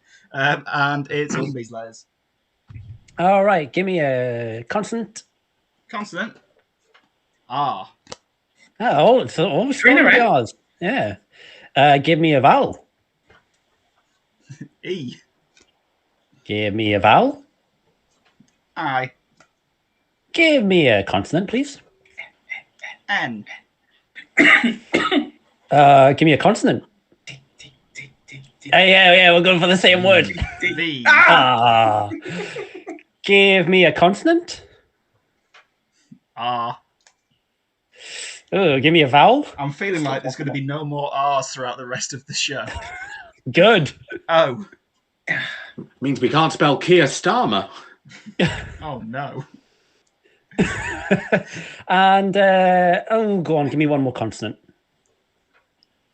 P. And what would you like for your last letter? A vowel. An I. Those are your letters. This I don't. is a big clock.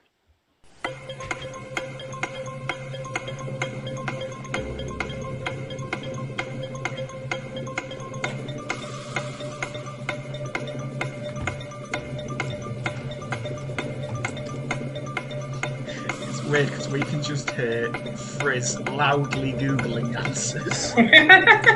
Oh, yeah. I hope you like barons. I hope you like Liberal Democrat politicians, because one's about to make a cameo. But were they also in Cat in the Hat? That's the important question. Oh, time's up. Umby, how many letters did you get? 4. Laura? I'm going to risk a 6. Umby, is it the one I'm thinking it is? No. Okay, what is it? Open. I was going to say, because porn's there again. I know, but I didn't want to pick porn again. What was Weirdly, I hadn't even noticed that. What was your 6? Oh, so you've not gone porno then? What was your 6? I have gone for Ropier. Ropier is there. Awesome. But for 12 points, how's it political?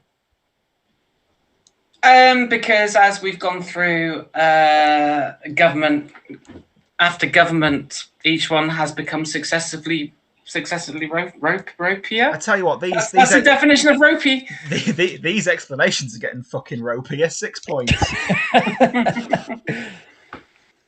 So are we at the point where we can just use them in a sentence? No, she didn't get double points. She just got the 6 that she got for the for the okay, word. Right. Because I'm not accepting that at all. That was just using a sentence. Frizz, have you got any Lib Dems for us? Yeah, Roper. There was a John Roper, Baron Roper, who is a Lib Dem politician. He died in 2016. But a way to make a politics sentence with Ropier is Stephen Milligan's death was ropier than Margaret Thatcher's. I did have a free. I had NIP or NIP, which to tie back into the last round are a party of no hopers. I mean, is Stephen Milligan's estate going to sue us for stating a fact? I'll just get on the mute in case. It's time for some numbers. I am on my best behaviour. It's time for some numbers where there are no politics bonus points available, because how? And it's Umby's turn to pick the numbers, please. I can make a way to make it political. Me too. The target is the number 10. Come on, give them points for the numbers round for this. So I'll take. I'll be boring. I'll take 2 big, 4 small, please. That's not boring. That's sensible. That's pretty good. And your numbers are 6, 5, 2, and 8. And your large ones are 100 and 50. And your target is 715. And this is a big fucking clock.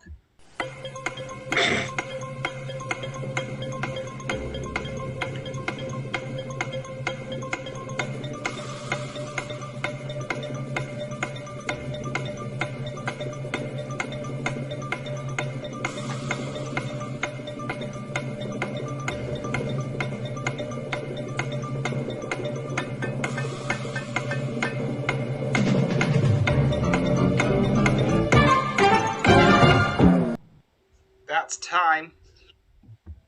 Umby, how did you do? 714. 714. And Laura? Hang on. No, that's not how it works. You've had your time. There was a big clock there. Oh God, 716, I guess. I can do 716 or I can do 714. Filibuster. How much of that was done after the clock? None of it. I was just making sure it was all right. Okay, well, we'll go to you first then. How did you get to 714? 100 minus 5 is 95. Times 8 is 760. Yeah. Minus the 50 is 710. Yeah. And then you've got the choice of adding the 6 or doing that and then taking the 2 away.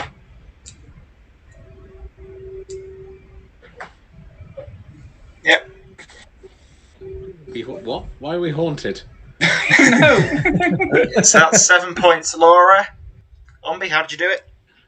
I did the much simpler way of 5 plus 2 is 7 times by 100, and then 8 plus 6 is 14. Yep, that's the way I did it. That is also 7 points to Umby. But how is it political? No, I'm not going to do it. Right. That's how many MPs were caught up in the latest sex ring scandal operation. Sex ring scandal operation. It was called Operation Sex Scandal. It's called Operation Sex Ring Scandal. Which bear in mind, there's only 650 of them. It's really good going. So bloody sex ring scandal gate. 8 plus 2 is the number 10, and that's what the target was. No, but if you also add 100, you get 110, and then times it by 6 is 660, plus 50 plus 5 is 715. That's what my big cheat website says. So it's all good. Your big what? My big cheat website says. That's what I said. It's not a very good website, you see. Right, I have to quickly just respond to something in the chat here. Because Jay said, you want more time, and then said, damn, it's not available. What the fuck, Mark? No, ad time is not available during this stream because we've got a schedule to follow, and I don't have time to dick around with your adverts. Channel point rewards are switched off for the most part. You can play some sound alerts, and that is it. You can guide the raid if you want to, but I am not being distracted by fucking ad time every 15 minutes, you little shit. Right, I was just booing me now. That's fine. I can handle Jay booing me. And then Ellie just played the Millionaire theme tune. Thanks, Ellie. No one's using any of the bits sound alerts, though. And some really good ones.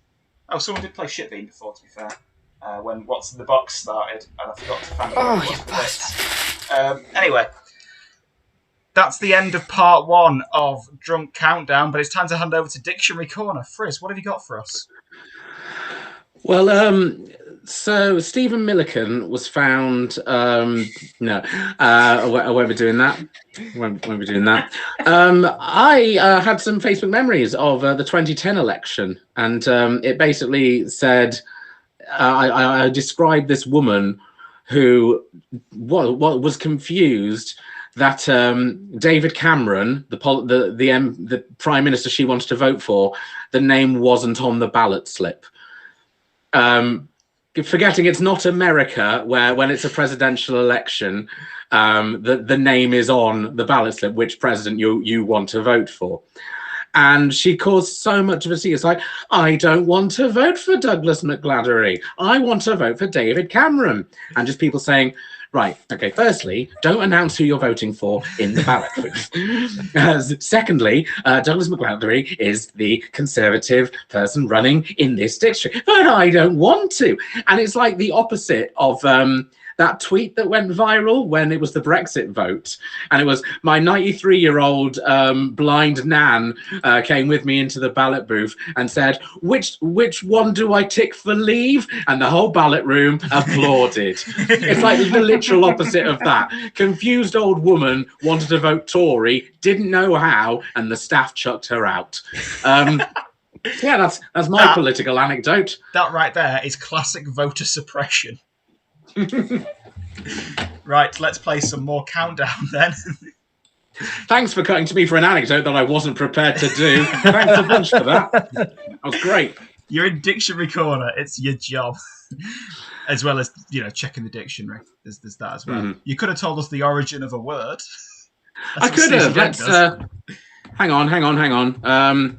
So auto means you're doing it to yourself. Erotic means I'll just get the new. That means you're doing it for sexual pleasure. And the HYX is about the throat, the larynx, and stuff like that. And eation is the verb of doing it. So that's what matters. Thank you, Friz. It's time for some more Countdown. And Laura, it's your turn to pick the letters. Can I have, please, Mark, a consonant? You can have a W. That's a nice change from an R. Doesn't it? A vowel, please. It's an R. No, it's an I. I'm not even looking.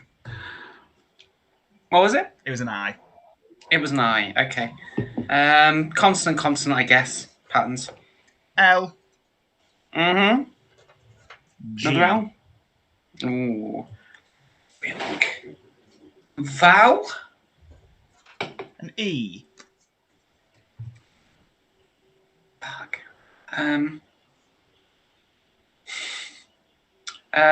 Consonant, please. Double consonant. Another L. And an S. Ooh. These are some good letters, Mark. Thank you. Another consonant. And then a vowel. A C. Not quite as good. And an E.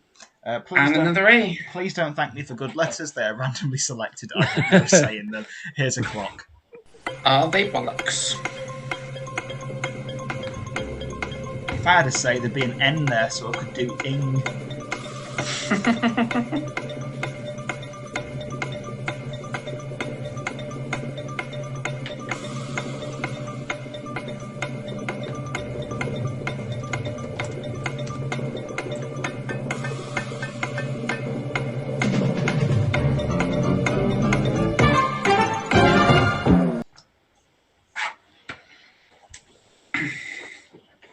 That's time. Umby, how did you get? Just a 5. 5, Laura? Ooh. I thought there were 2 S's and I had a fucking good 7 and there's not, so I've only got a 5. Umby, what's your 5? Swill. Swill. Ooh. Oh, I'm looking forward to finding out. That's political. Laura, what's your And mine 5? is mine weirdly is Wills. Wills. Can you show me your paper, please? Both of us are just... No. Thank you. It's like in the middle, but I also had, you can see I had legless as well because I thought there were 2 S's. I was really disappointed. For an 8, you could have got leg slice. Hev's got a great one in the chat. Wellies from Hev. Duke of Wellington. Yes. Duke of Wellington. That is a good one. But there is a better. Before you do this, though, Frizz, how is swill political? Well, as we all know, swill is what pigs eat. It's what goes in a pig's mouth. So swill is what David Cameron calls his cock. 10 points to Umby. My one was going to be, some MPs will often strangle themselves at the point of climax. Wills, how is that political? Because there were 2 prime ministers of the United Kingdom, possibly just England, I can't remember. Back in, I think, the 18th century, we had William Pitt the Younger, we had William Pitt the Elder, collectively known as Wills. 10 points to Laura. Thank you. Now, the whole thing is an anagram of Lewis Clegg, who is the MP for Tunbridge Wells. Is that true?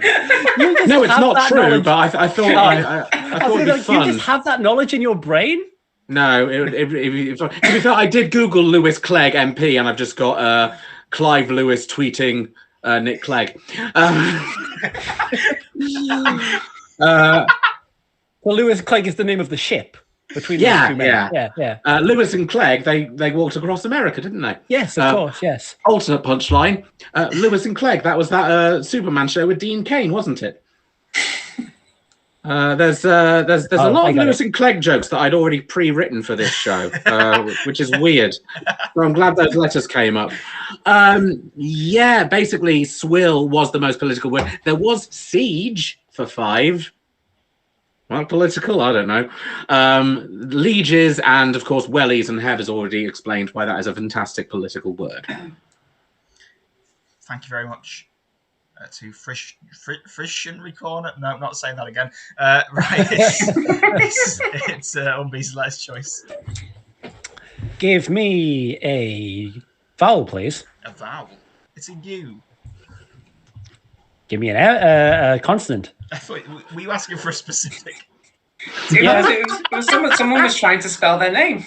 Maybe. Who cares? Shut up. You bastard, you're back again.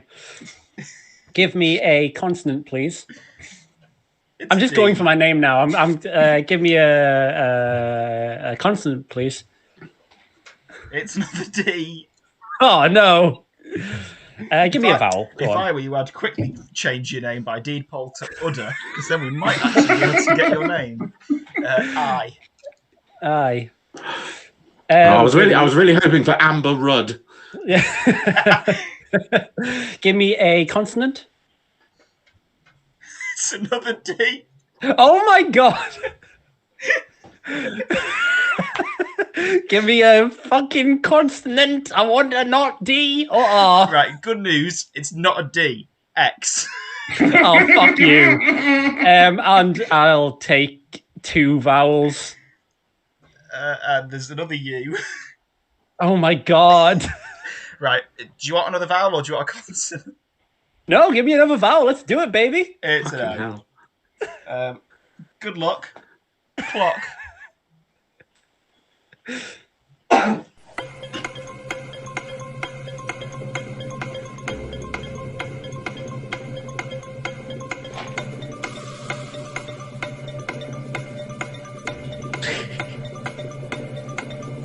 Just read Ellie's comment. This is ridiculous. But weirdly, Ellie's comment only uses 1 D and there's 3 to choose from. And your time's up. Umby, how many letters did you get? Well, since we can't have proper nouns, I'm going with a 3. A 3. And Laura? I'm going with a 4. 4. What's the 3, Umby? Docks. Docks. Yeah. And what's the 4? It is dower. Dower. Oh, we've just had a raid come in. Hello. So I'm just going to stop you there a second. Yay! Hi, Vicky's Raiders. World. Hello, Vicky's World. Thank you so much for joining us. We are currently in the middle of our alternative election coverage. We've been here for a couple of hours talking about today's elections and stuff like that with comedians, and we're currently playing a game of Comedians Play Countdown. You've come at what is fair to describe as a slightly weird moment, but it's a night that's been very much full of weird moments. So thank you so much for joining us. Hope you stick around. And thank you, Ellie, for doing a shout out. I do not have a shout out command because I am very bad at Twitch, but it's fine because I've got 4 people on the screen and we're playing Election Countdown. We love you, Vicky's World. Oh, Droid's a great one, Hev. Droid, yes. Sadly, Droid. it wasn't the one I was looking for. Droid's there. Now, quickly, what was your word again, Laura? Dower. Dower for 4. For 8. Yeah. Dower is there. For 8. How is it political? I don't know. I'm being talked to off screen a second about a box. I think some kind of box. So if Umby wants this one, I'm prepared to give it to Umby. Now, should I do docks or should I do dower? Dower, please, and you'll get 4 I do points. dower. So it is actually a little known fact that. Oh, I'm sorry, Friz. Am I not quick enough for you? I'm just worried that Mark's going to say, "But you just said a sentence." I don't want to suggest you're not quick enough for us here, Umby, but okay, this is actually more time than I thought I was going to have to come up with well, obviously, because the Prime Minister lives at 10 Downing Street. 4 points to Umby. 4 points to Umby. I get a clock. That's fine. So that's 4 to Laura, 4 to Umby. You could have also had the answer that if you look up the word dower in the dictionary, it is next to a picture of Gordon Brown. But that's using it in a sentence. Umby, before you said your 3 of docks, you said, as we can't have proper nouns, a 3. What was your proper noun that you were going to go for? Dido. Pop sensation Dido. That is a word. That's a legitimate word. Let me... it's a mischievous trick or prank is a Dido. Oh. But, you know, I think the proper... I could have made that political very easily. Yeah. We don't have the time for you to explain. Just because... or do we have the time? Just because when I first heard about that MP, Steve Gilligan, whatever his name is, that Friz keeps making jokes about, before the details came out. Before all the jokes, before all the information came out, and all we knew was that he was dead. I just thought, well, how did he die, though? He stuck an orange in his mouth, tied himself to a door handle. These are all facts, so you can't sue me for libel for this. It's also one. the first few words of the chicken song. Right, let's get on. Oh, yes! I was thinking, what, Dido? But no. I was thinking the chicken song doesn't have any words, and then I realised I was getting the chicken song and the birdie song mixed up. Yes. The only fives were Druid and Droid, and when the first 6 letters were announced, those were the only words. The more letters they kept adding, the more those were the only top words. So nothing of the final 3 letters added anything to that game. Right, it's time for the final letters game of the game. And it's Laura's turn to choose them. 6 consonants, 3 vowels. 6 consonants, 3 vowels. Do you want me to mix them up a little bit so it's, a bit more of a mess on your paper? You do you, Mark. Okay, I won't then. T. F. Okay. Y. I'll be honest, I was really dreading we were going to get TFL then, and you just go, what is political? Because it's Transport for London. Another T. Another D. Not seen one Another of them D. for a while. There's not one in this game, but we have 3 in the last. And C. Ooh. And your vowels, I'm delivering this like it's a numbers game now. And your vowels are I, A, and A. And your clock is still 30 seconds. And it's on screen now.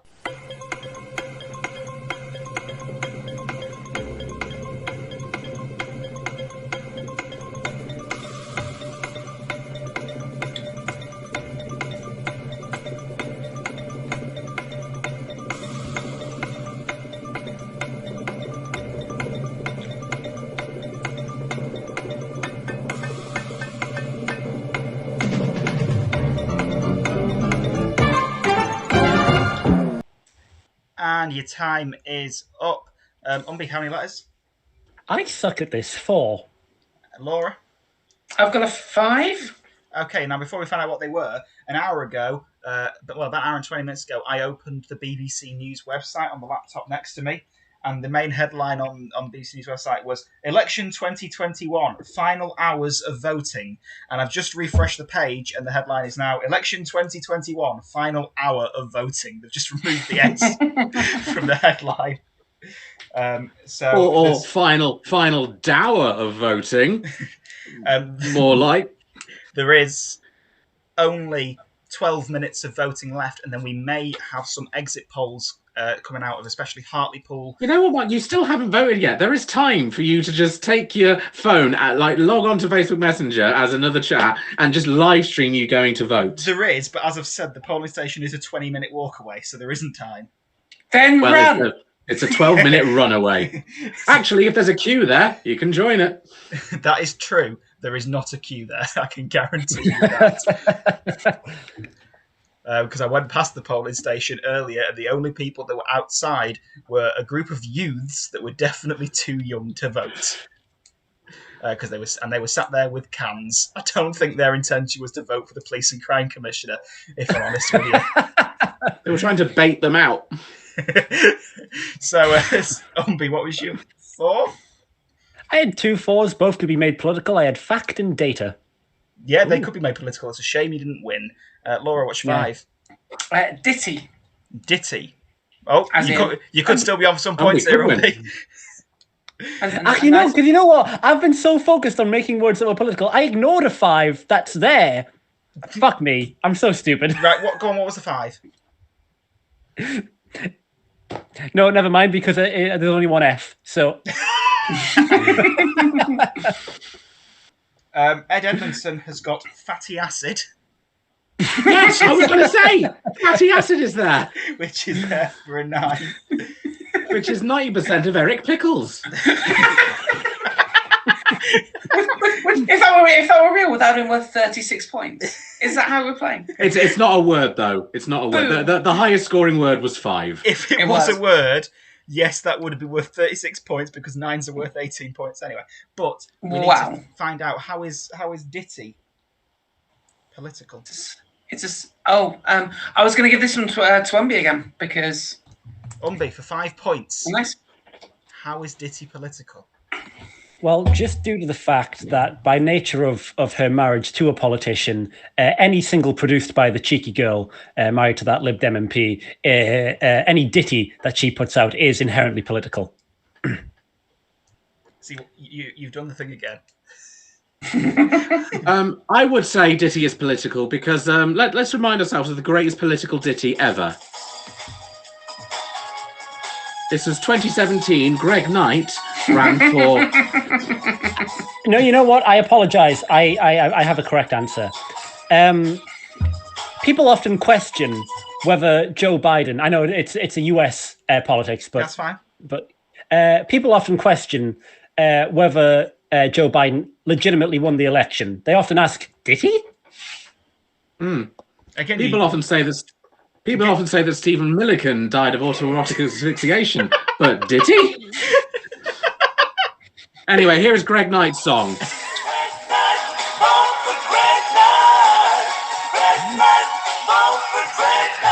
The lyrics are on screen, just in case you want to sing along.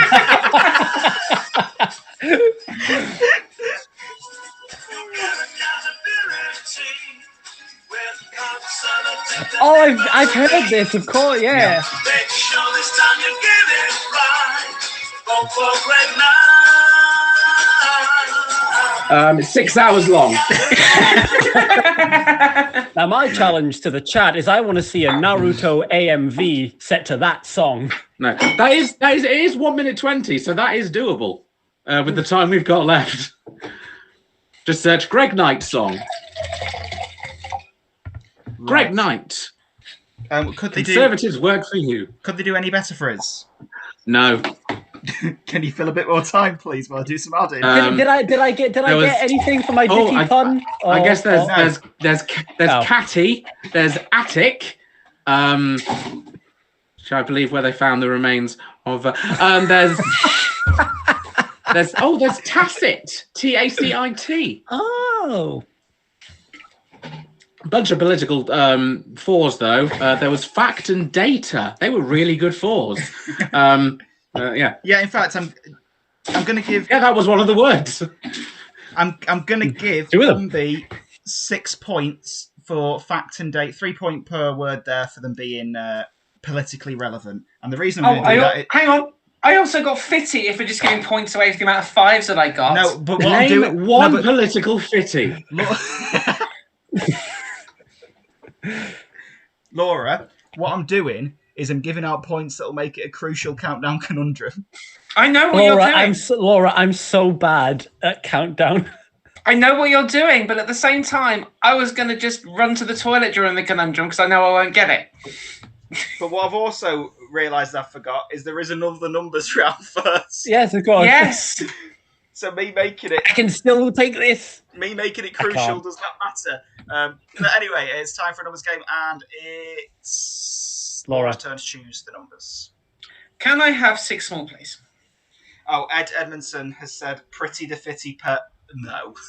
6 more? 6 more, please. Okay, your 6 small ones... Oh, you're a shit for doing this, by the way. Your 6 small ones are 1. Oh, fuck. 9. Oh, dear. Mm-hmm. 3. Oh, beans. Mm-hmm. 8. Oh, shoot. I hope you got 2 more of these stored up. Yeah, I do. Another 3. Ah, fuck. 2. Oh, good, actually. I like that one. Jay says 1 plus 9 is 10. Done. Was that last one a 2? The last one was a 2. Okay. And the target is 786. Oh, fuck me running. Knock yourself out. Just to let you know, it can't be done.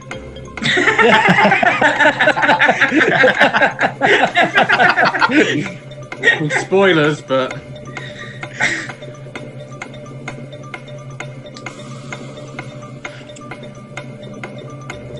Laura, why would you do this? Because I'm making it a crucial countdown conundrum, aren't I? Oh, you skeeving bitch.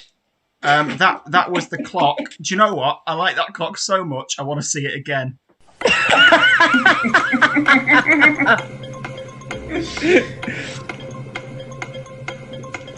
Wait, Mark, turn off the sound.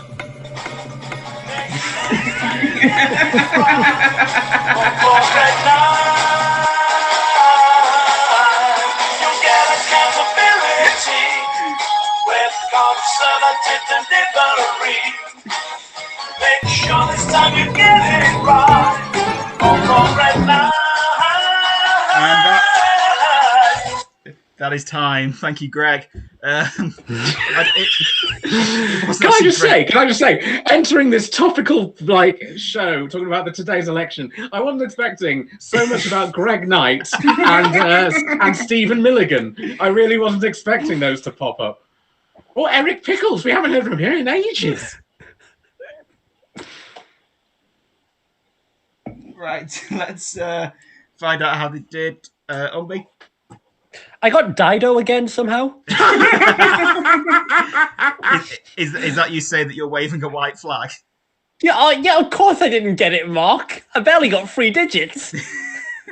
Laura? I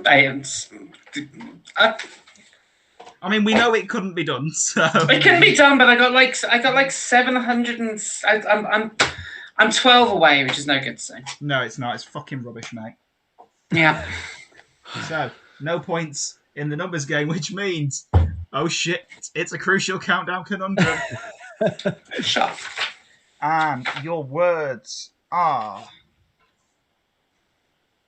Terry ache. That's Terry ache. Buzz in when you know the answer. Time. Wait, is that Terry? Hang on, is that Terry with a Y or an I? That's TERRYACHE clock. Buzz in as soon as you've got it.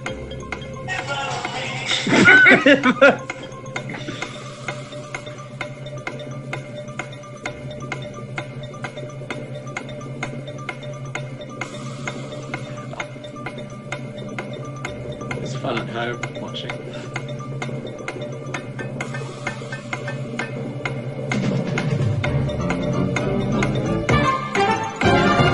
And that's time. Nobody got it. Oh, wait, no. Nope, no, I don't. Why not? Because the time ran out. Nope. Go on, what were you going to say, Umby? No, I don't have it. Unless... No, I don't have it. I just don't have it. Fuck off, Mark. I don't have it. You sound like Mark's asking you for drugs. Don't have it, Mark. I don't have it on me. The answer was it's a Conservative Party policy. It's treachery. That's treachery. Was the answer. So not cheatery. Okay, fair. Jay You'll got get accountability with a fuck ton of treachery. That was one of the lyrics, isn't it? So the final scores are Umby is on 36 points and Laura is on 45. So Laura. So it was closer than last time. It was a lot closer than last time. So Laura. Yeah, you did a policy and you did it. Well, I've got a booze bomb that's just been in my house for some time. So I'm going to stick it in my mouth and tie a rope around my neck and Yes. Right, we have got 2 minutes until the poll. 1 minute. Oh, you bastard, indeed. We have got 1 minute until the polls close. Lovely. So, you know what's a minute long? I do need you to stop that. Hang on. This smells like Games Workshop. I'll turn it down. I do need to stop that a second because we've genuinely got a minute before the polls close, and we've got 2 more party political broadcasts to air because we need to give people their equal time so people can actually get their votes in. So quickly, Umby, have you got anything you'd like to plug? Ooh. Fuck! I just did a shot.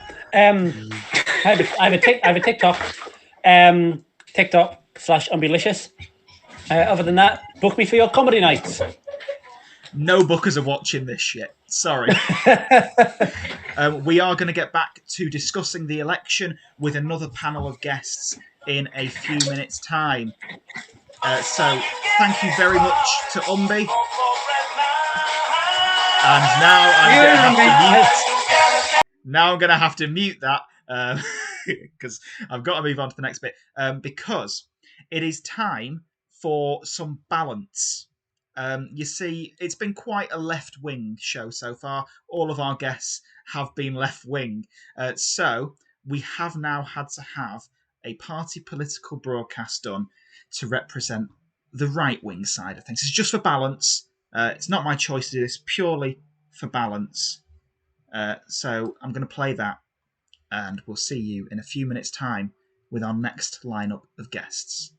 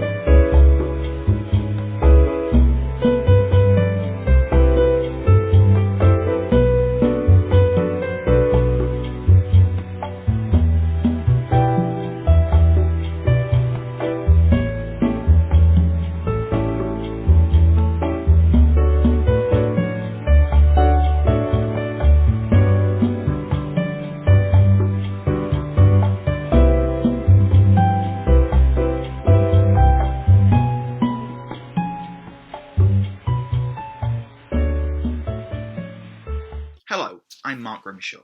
Now the stream will either be starting in a few minutes or we'll be back in a few minutes. So I just thought I'd pop in the past to let you know how you can support the stream. To financially support the stream, you can subscribe. You can either pay for a subscription or you can gift a subscription to someone else. Or if you're an Amazon Prime member, you can get a free subscription every month at no additional cost to you. That's right, you can give me more of Amazon's money than they give the tax man. You can donate bits. If you want to give a more irregular payment, you can give me a few cents, which at the moment is worth more than a few pence, so that's nice. If you enjoy the stream and you want to host it for your followers, you can do, and that will mean that you've got something to apologise for the next time you do a live stream. Or, if you don't want to give any money or you can't afford to, there is absolutely no pressure on you. You can just press the follow button, and that means that you can just come watch the streams and have some fun.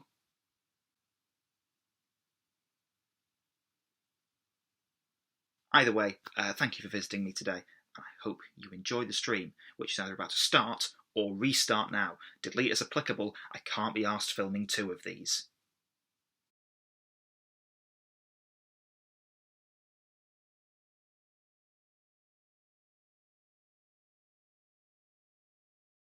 I've just quickly popped live at a time I wasn't supposed to say thank you to Housebroken Geek for the raid. Thank you for joining us. You're watching Alternative Local Election Night. In a moment, I'm going to be joined by a panel of comedians as we're going to be talking a little bit more about the elections that have taken place today in Scotland, Wales and England. But before that, we have a party election broadcast from the wonderful Edy Hurst. And we're back live in about a minute. Are you sick of your vote counting for nothing? Do you hate the fat cats at the top? Do you wish people would just stop politicising politics? Can you hold your breath for upwards of 7 minutes? Do you wish you could vote for someone who thought the exact same things as you but actually did something about it? What's a non-fungible token? Have you seen that video of a bear falling on a trampoline? Hi, I'm mad as hell, and I think I'm qualified to be your mayor. Vote for me and I'll fix this broken Britain. I'll put a flag on every street.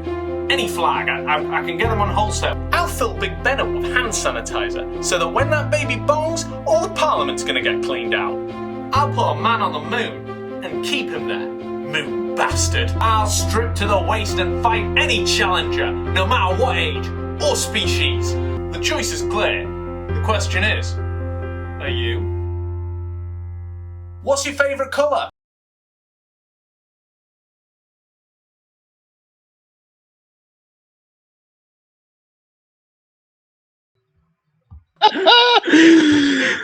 Oh my god! We were all just watching.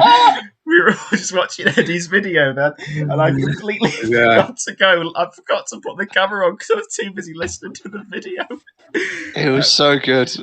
We have now been joined by Steffan, Alun, Adele, Cliff, and Jake Donaldson. Hello. Hello, everyone. You can all Beer unmute number yourselves. 3.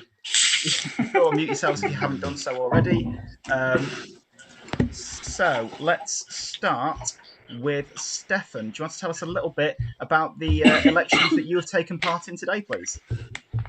All right, there's the police one. I'm not going to be talking about that. And then the big one is the Senate election, which is that's a big one. I think we've had the 6th ever election for the Senate, which is the Welsh Assembly. And so it's a bit like a general election in the sense that we will determine which party is in charge. Spoilers. So the really exciting thing with the Welsh Assembly, I say it's the very stressful thing with the Welsh Assembly is who's going to be in opposition.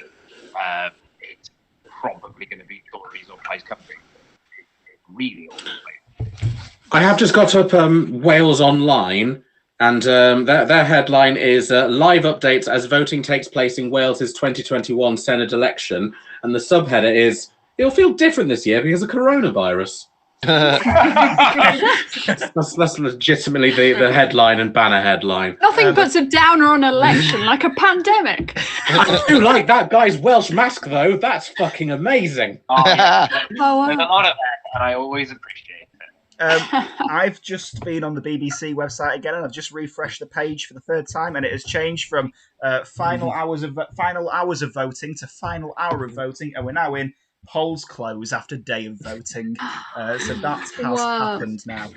We should have some kind of exit polls for Wales, Scotland, and also for the mayoral races soon. I hope. Nothing from Hartlepool.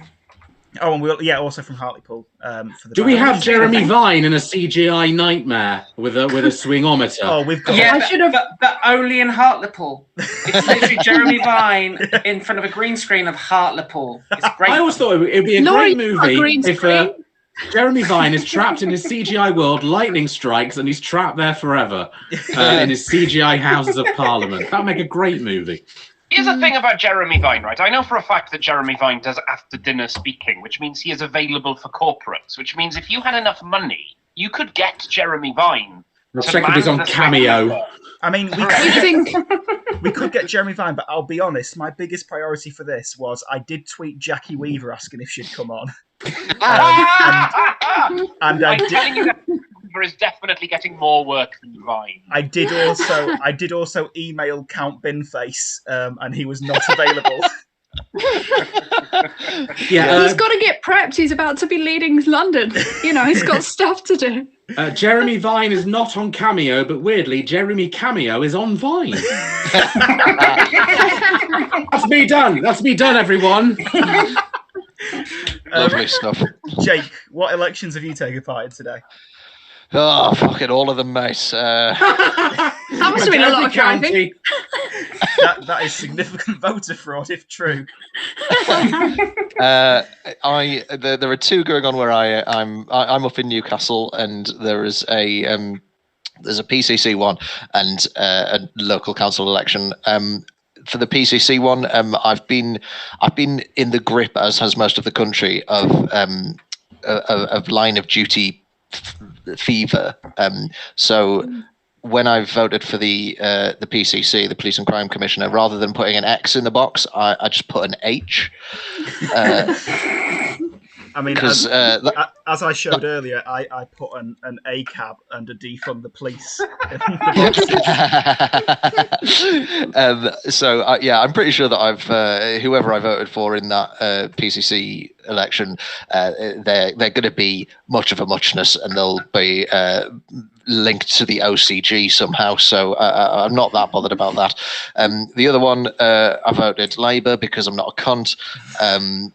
And then, but my favourite thing about going to the because I moved house in between the last election and this one, so this is the first time going to a new polling station for me, which is, I think, one of the greatest thrills in life, is going to a new polling station, finding out where it is, finding out where you've got to go, and all that kind of thing. It's also the first time I've done it wearing a mask, and as some of you will notice if you wear glasses, one of the annoying things about a mask is that your glasses steam up as soon as you go in anywhere. And I walked in to the polling station, my glasses steamed up, and I took them off so I could try and make my way around. But I'm blind without my glasses on. And I ended up just walking into the booths. I walked straight past the people, the returning officers or whatever they're called, walked straight past them, didn't really see where I was going. I walked into a booth, assuming that it was like, because they were just open, they weren't like anything around them. Walked into the booth, there was someone in there voting. So pretty sure that's fraud, but I did point out that I couldn't see what they'd been writing, so it was fine. I don't know about you, Steffan, but I don't find this talk at all relatable.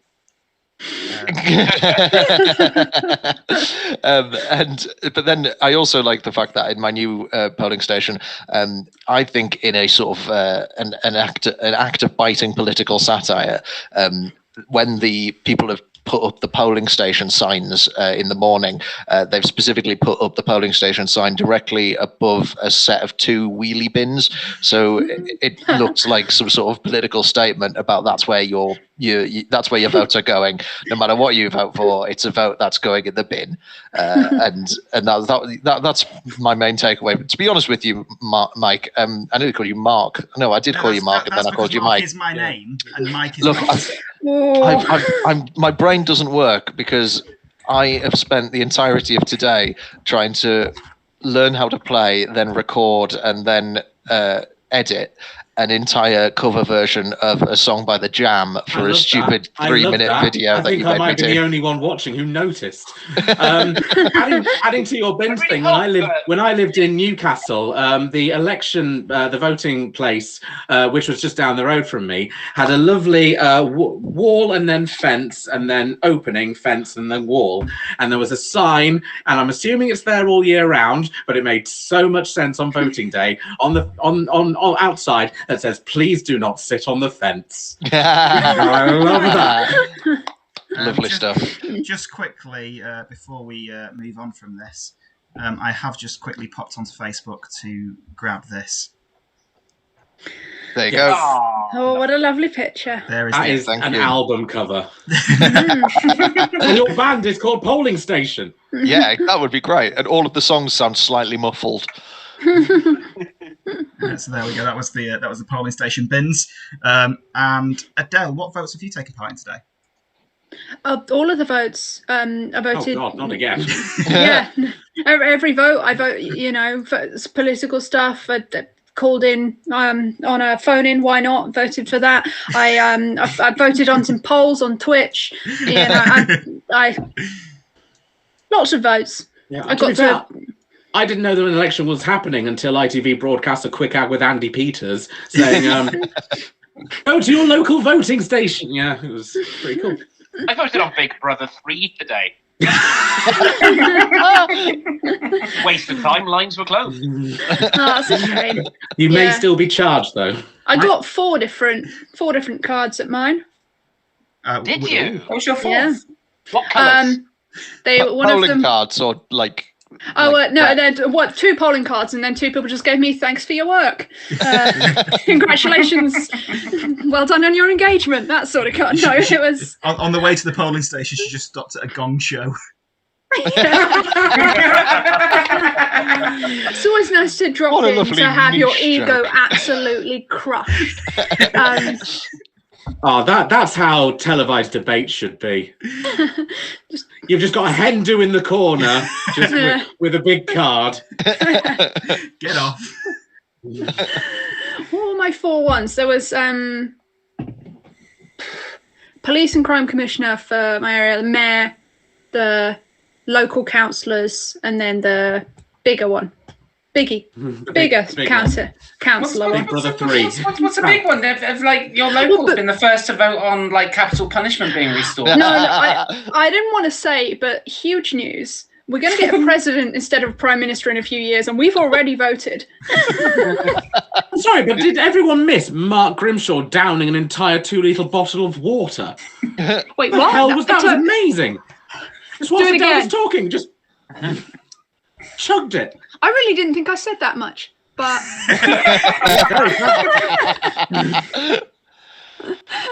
Who were the candidates for president? me, I put myself in as a writing candidate. I'm feeling good about it. What I would say is I got to the polling booth place, and normally I vote in I normally live in London, but I'm at my parents' at the moment because there's a pandemic and who's making money right now.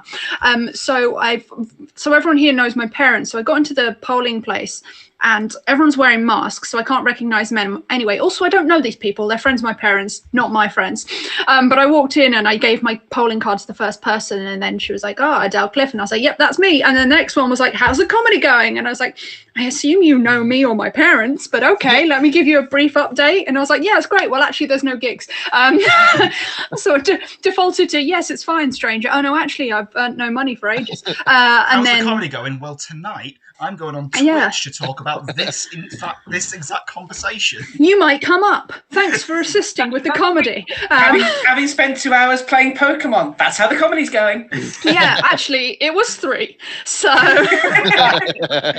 You would never ask a banker how their career was going, like a year financial crash. How's money? Still good? Like a family member telling a story at a Christmas party. Don't put that in your bank. Hang on. I've got an icy you can have.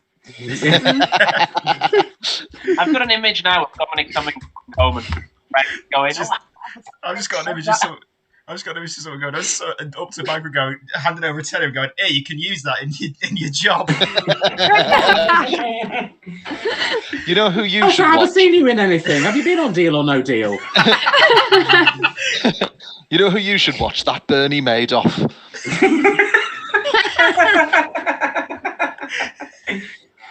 I don't normally like female bankers, but you're okay. What is it like, though, being a female banker? Now, tell us about that. Now, I know you came here to interview for a completely different reason, but maybe could we dedicate 90% of the interview to that? I want to check. But that's actually the character of the banker speaking? Oh, I see. Yeah. Question for female comedians: do you get asked? I'm not allowed out of the house. Imagine if you were in the stand, just in the bar at the stand after a show. Everyone's just chilling. And you went, excuse me, ding, ding, ding. Question for female comedians. Obviously, I'm aware that it's a thing that in interviews you always get asked about being a woman in comedy. What I want to know is, do you also get asked the question that I feel I get asked all the time, which is about your first ever gig? Oh, yeah, but that's after they've spent 5 minutes talking about being a woman at your first ever gig. Because it occurred to me that, because I really enjoyed my first ever gig, and there was a lot of acts on. There was a lot to talk about, and thank God. Because if it had just been like an unmemorable thing, if you don't. Well, mine was quite nice. My first ever gig. It was a place near my uni, and the guy who ran it was a friend, and I actually did quite well. It's like a really shit first gig story. Yeah. Obviously, I died many times after that, but the first one was encouraging enough that I thought, I've got this. And here I am, just a short decade later. Do you reckon right now on BBC One, Jeremy Vine's talking about his first ever time with a swingometer?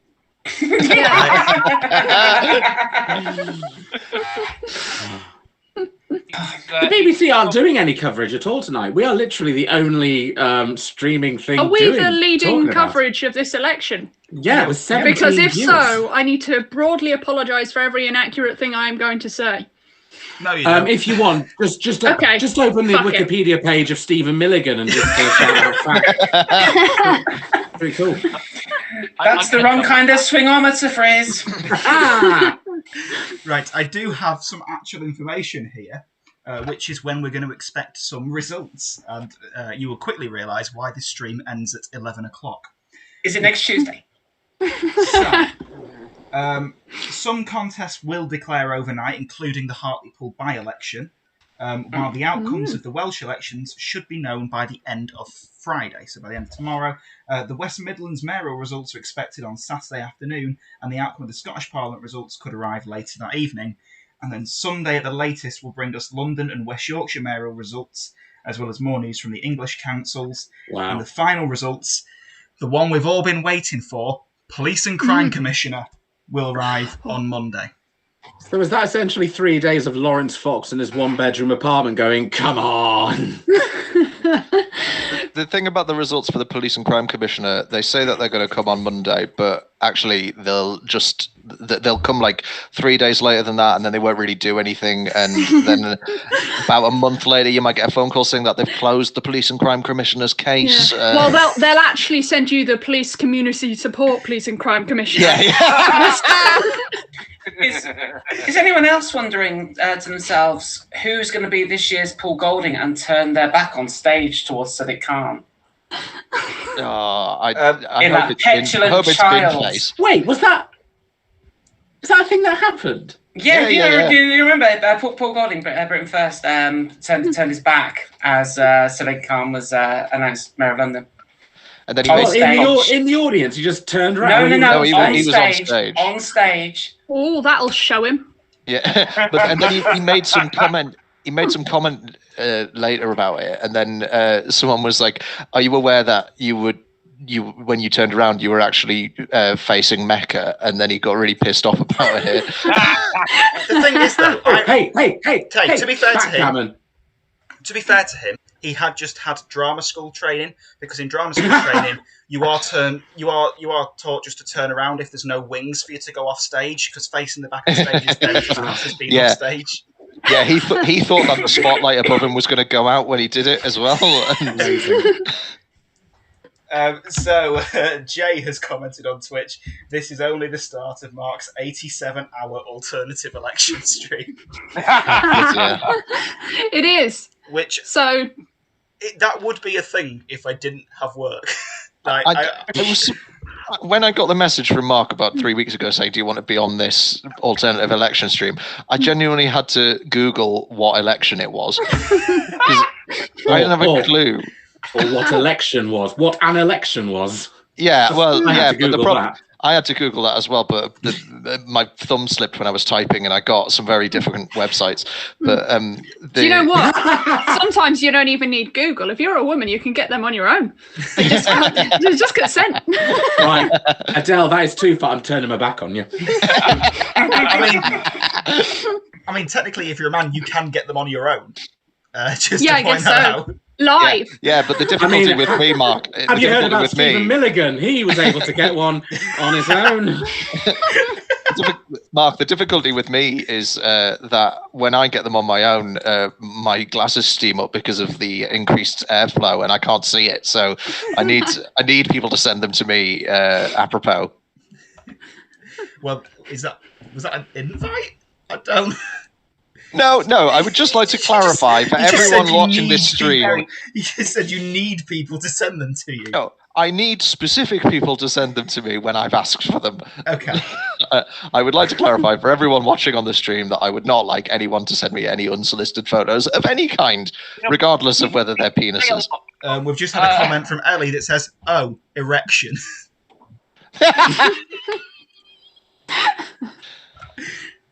It does feel like a male privilege Keep thing. up, Don't keep get up. asked about our gender in comedy, and we can just say things like, "I need people to send me dick pics," and confidently know that it's probably not going to happen. That is a good point. Yeah, I yeah. God, men are awful. Let's find out if I've got the kind of viewers that will make Jake less confident, is what I'm thinking now. Well, for a start, I'm one of your viewers, and I am making myself less confident with every passing second and every word that comes out of my mouth. So, I just wanted to make a point about, like, have you seen just when I said men are awful, right? Have you seen the most recent Avengers films where, like, Thanos clicks his fingers and then half of the population have disappeared, right? I think that those films would be a lot better if the half. Film, yeah. Yeah, but I think seen. I think that those films would be much better if the half of the population that disappeared was just all of the men, and then like the second film was all of the female characters trying to save the universe on their own, but not really trying that hard because actually it's quite nice now. If you That might be cool in the real, but in Marvel films, there's like 2 women. If you haven't Actually, seen... I think you find there's about 5 now. If you haven't seen the scene that Jake is referring to, we do have a dramatic reenactment of it here. Here's a dramatic reenactment of it. This is ridiculous. Here we go. Here's the dramatic reenactment. This is what it looks like. There you go. That's what it looks like. Whoa! Wow. There we Big go. bucks. You got James Gunn working on this. Mark, tell them how you made that. PowerPoint. Next question. Adley? No! Fucking loved it. PowerPoint is the gift that keeps on giving, isn't it? Oh, it is. That's what they say. Yeah, that's the slogan. Give a man a PowerPoint presentation and he'll be happy for a day, but give him the actual software and and it's true. I don't know how that ends. It's true. If you give me a PowerPoint presentation, I will be happy for a day. I will be happy for an entire day. We've actually got some results in. Jay has just searched election on Pornhub and it gets 67 results. So they're the results that we've got in so far. Oh, can we add? Can we quickly film and edit and upload 2 more? Wait, didn't Mark tell you? We record a political campaign ad and also a porn, and they're going to play it throughout the night. Oh, was that the challenge, Lord? Yeah. Oh. Whoops. Do you know what? I never even mentioned that it was Challenge Lord. I completely forgot that was the segment. For God's sake, Mark. I spent so long on that. Hey, they've all been fantastic. They have. They've all been very good. And also Mike Carter did one. I learned to play and recorded and then edited an entire song for that. I loved it. It was about, there were ducks involved. I heard. It was. I didn't even. The full song isn't even in the video.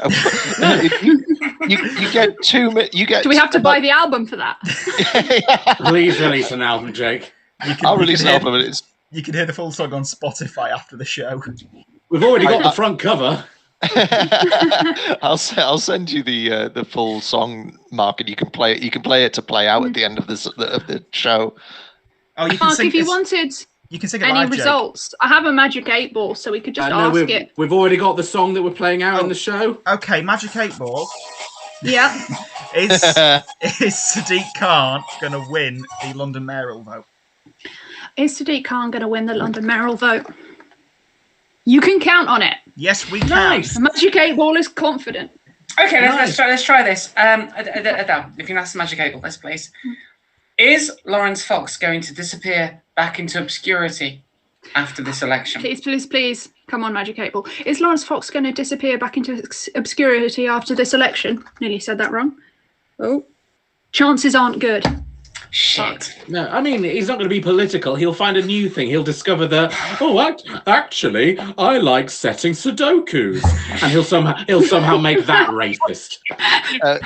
I can't wait for Lawrence Fox to become Twitch's biggest Junimoji streamer. Steffan, your mic levels are very low. What was it you said? Oh, sorry. I was saying he's not going to need to get into an obscure comedy because he is a posh English man who has horrific views, which means he's going to be on every political program going. There is a great thing that Mark Harrison said, and it was to distinguish between Billie Piper's ex-husbands. You've got Chris Evans, and you've got the other one who's rude and not ginger. Now, that is a very niche joke that I'm pretty sure everyone on this stream understands. Just quickly, Steffan, have you got any questions for the Magic 8 Ball about the Welsh election results? Yeah. Oh yes. UKIP have 7 seats in the Senate from the last election because it was 2016. It was people were excited. So I want to know, will UKIP lose seats in this election? Will UKIP lose seats in this election? Answer unclear. Ask later. When are they declaring the results? Right, we will check back on that in 15 minutes. Remind me to check back on that. Yes. I have a question for the Magic 8 Ball, if possible. Magic 8 Ball, if I send that picture of me outside my polling station to Brewdog, will they send me a free pint in the post? Before you ask Magic 8 Ball, they did already reply to you on Twitter and say no. So Let's see if the Magic 8 Ball knows that yet. No. Checks out. Magic 8 Ball's good. So we've got a comment from Ed Edmondson here. He's on a roll today. Ed Edmondson says, I went to put a bet on Sadiq. Stake of £100 would win me about 40p. So that's a nice little No, don't say no to 40p. Can I give you a little? It's not really conspiracy theory. It's basically fact. You do know that the bookies control a lot of how much money goes in, and a lot of votes are placed because people think they can make money by voting for a certain way. They're going to put money on something and then vote for it, right? Because I'm very much I'm against betting anyway, but I'm very much against political betting, because if you've got a situation where there are two people who are basically evenly matched, and the bookie makes one of them a favourite and another one not a favourite, people will put money on not the favourites because it will make them more money, and then they are more likely to vote that way as well to basically turn the tide so that they win. With Sadiq Khan, did you see the poll that came out a couple of weeks ago that all of a sudden the Tory candidate had jumped 20 points and Sadiq Khan had dropped, which was run by a polling service with links to the same betting company? Oh, God. Which suddenly changed the odds of both Sadiq Khan and, I can't remember, what's his name? Nah, terrible. I can't remember his name. I don't know. But the whole thing is such a murky mess. It's fucking disgusting. His name is Greg Knight. Sean Bailey. Sean Bailey. Jay's just said, am I suggesting gambling as a fix? No, I'm suggesting that gambling and politics, when it comes to gambling on political elections, should be banned. Because it just pushes people to vote one way. Well, politics shouldn't really be associated with anyone making money. That's where you go wrong.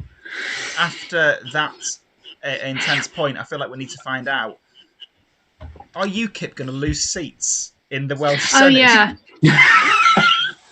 But Are you Adele, before you do that, can you just ask a question? Will Mark ever learn what 15 minutes is? Will Mark ever learn the value of time? The value of time? Oh.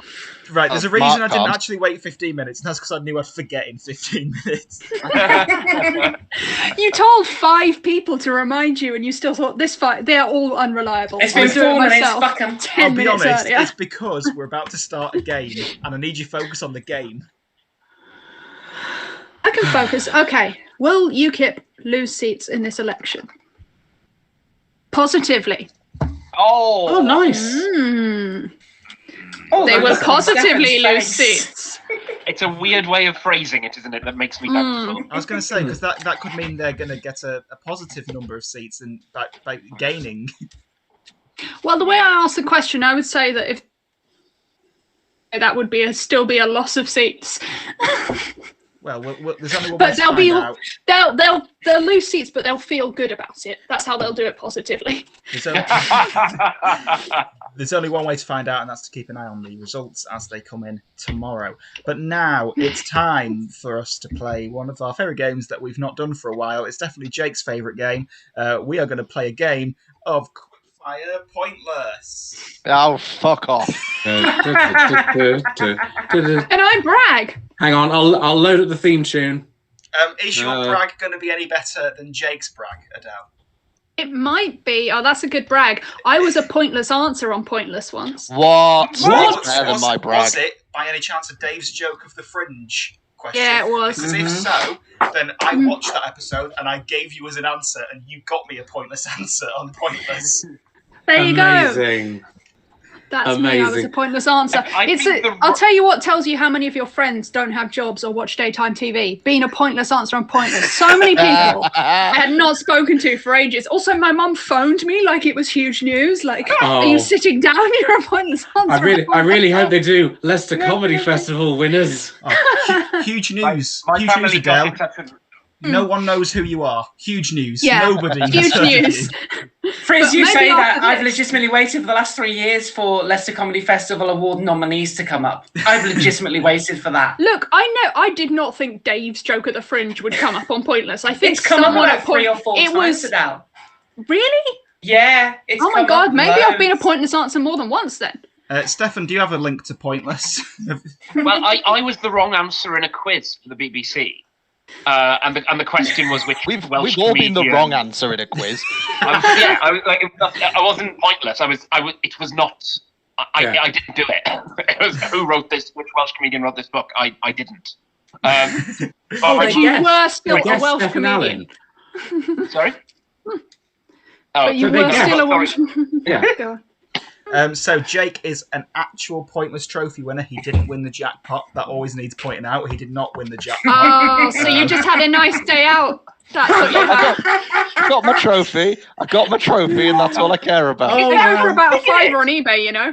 No, they're worth I thought they were £100. Oh. I've checked on eBay because I was short on cash last month. This is That's the size of them. This is actually is his quite- last day of having the trophy. He's got to pack it up and send it off tomorrow. Yeah. Laura, you're not keen on betting on politics results. How do you feel about betting on Pointless? It's not something that's ever come up in like when I've looked in politics world and of how various gambling. things. They don't tend to have Pointless on there. I want to go into Ladbrokes and put like £100 down that Adele Cliff will be a pointless answer like in the next month. In the next month is awfully specific. That's 20 shows, and they may but, be like, repeats. how many comedy ones do they have? Yeah, and they show about 10 a day on Challenge. That's true. That's true. On any episode aired on terrestrial TV within the next month would get you a lot more episodes. Yeah. Right. No, that would be like me putting a bet saying, I bet Maggie shot Mr. Burns. You know what? They would not accept. Betfred would not accept me betting on Big Brother 3. Yeah, Today? that's Yeah. because you went in yesterday telling them that your intention to vote on it today. I wanted to. Then once they clocked that I wanted to bet on Alex, the model, they were like, actually, yeah, sure. Right, let's play. some Literally Pointless. nobody knows who won Big Brother 3. That I joke think is the lost. winner of Big Brother 3 Steffan, knows. how old were you in 2003? In 2003, I was 18 years old. So that would have been your first one. I'm going to go and start my gambling habit on Big Brother 3. Yeah. That's how you start. Down to the More bookies. importantly, that'd have been your first big legal vote. Because you would have Also, I hate to sound like a nerd, but I know this. Big Brother 3 was sponsored by Paddy Power. Speaking of votes, Mark's got a game for us now. Let's play. Wait, what? I saved the stream. Let's play Quickfire Pointless. The way this works, I'm going to read you a question that has genuinely appeared on Pointless before the year 2009. Is the answer Adele Cliff? All you So have to series 1. Yeah. All you have to do is give Did you me... did you get the DVD? The whole series 1 on DVD? Yes, I did. What a box set. Oh, Jake Donaldson doesn't appear once. It's great. So, what we're going to do is I'm going to ask you a series of pointless questions. All you have to do is try and give me a low-scoring answer. Whoever scores the highest in each round will be knocked out until we have an ultimate champion. So, make sure to score low to stay in. If you score 100, you're immediately knocked out. I don't give a shit, mate. So... Oh, God, the stakes have never been higher. Oh, I know. So the first question is, anyone that has led the Conservative Party 1945 to 2009? And your first person to play is Friz. William Hague. William Hague scores you 14 points. It's a solid answer. Your next player is Steffan. I'm going to go Heath. I'm going to go for Ted Heath. Edward Heath. You're going to go for Ted Heath. Yeah. 37 points. So currently, You're getting booted, son. Jake. What year did you say we were starting with? What I just want to quickly say is that last time we played Quickfire Pointless, one of the questions that came up was one that was genuinely on Jake's episode, and he scored 100 points when we played it because he couldn't remember any of the answers. What year did you say we were starting at? 1945 to 2009, please. Douglas Hume. Can I have full names, please? Oh, sorry, Alec Douglas Hume. 8 points. Well done, Jake. Smug prick. Adele. I'm fucked. I didn't vote before 2009. I didn't vote for Alec Douglas Hume. Do you know what? Hmm. I don't want to say this because this is just an easy way to knock Steffan out, and I do apologise for Steffan. Oh, please don't knock me out. I love this game. But if you were to say that person from 2009, you would score lower than Steffan. Oh, I don't know who the 2009 one was. No, I'm just outing myself for not knowing. I'm just... oh. Fuck. Well, just name... Chat guess this, and they might be right. Ian Duncan Smith. I was going to say, just name a white man, and you've got a good chance. Ian Duncan Smith. My dad. He's a white man. Ian Duncan Smith scores 8. You're drawing with Jake. Well done. Shit. Really? I don't know when 2009 is. I thought he was more recent. I mean, you cheated by... Thank you, Sam. By looking at chat. To be fair, I did know who Ian Duncan Smith was, at least. Why could you have not cheated by using Chris Norton Walker's answer of Ariana Grande? Because it came up after I'd answered the question. Adele, did you thought Ian Duncan Smith was a more recent leader of the Tory party than 2009? I don't... I'll be honest. I tend to keep track of politicians I agree with. That's fair. I just need you to know that after 2009, the leader of the Tory party has been the Prime Minister. Yeah, okay, that makes sense, yeah. Yeah. Is David Cameron on there? Well, we've got Laura to answer first. David Cameron would have been on there because he was leader from 2005 after the 2005 election. So you have does the question change after this? Yeah. The question changed after this one. So you've already mentioned William Hague and Ian Duncan Smith, and then it's not going to be as low scoring as it would be now because people have forgotten about him. But between 2001 and 2005, 2002 or 2003 and 2005 was Michael Howard. I remember that dude. Michael Howard. 1 point. 1 point. Just a quick note for you. That David Cameron was 2009 and would have scored 27 points, so less than Steffan. Yes. But it's fine. Was Winston Churchill on there? Everyone got less than Steffan anyway, so Steffan's out. Sorry, Steffan. And Winston Churchill would have scored you 47. And quickly, what I need to do... What would John Major have got? John Major would have got 46. Now, quickly, what I need to do before we move on to the next question... As good as Winston Churchill. John Major is pretty much as good as Winston Churchill. The only time that sentence has been said. What I need to do before we move on to the next question is just quickly remind Adele what stream this is. This is Alternative Local Election Night. It's all politics all the way through. Sorry, you're probably not going to know any of these because some of them you probably won't agree with. Oh, you know what? I'm content with being dumb. Because your next question is names of prime ministers who held office at any point between 1900 and 2000, and it's Laura to play first. Okay. Who shall we go for? Yep, that's what I'm asking you. I think I'm going to be safe by just going for a middle ground one. And going for, I don't know.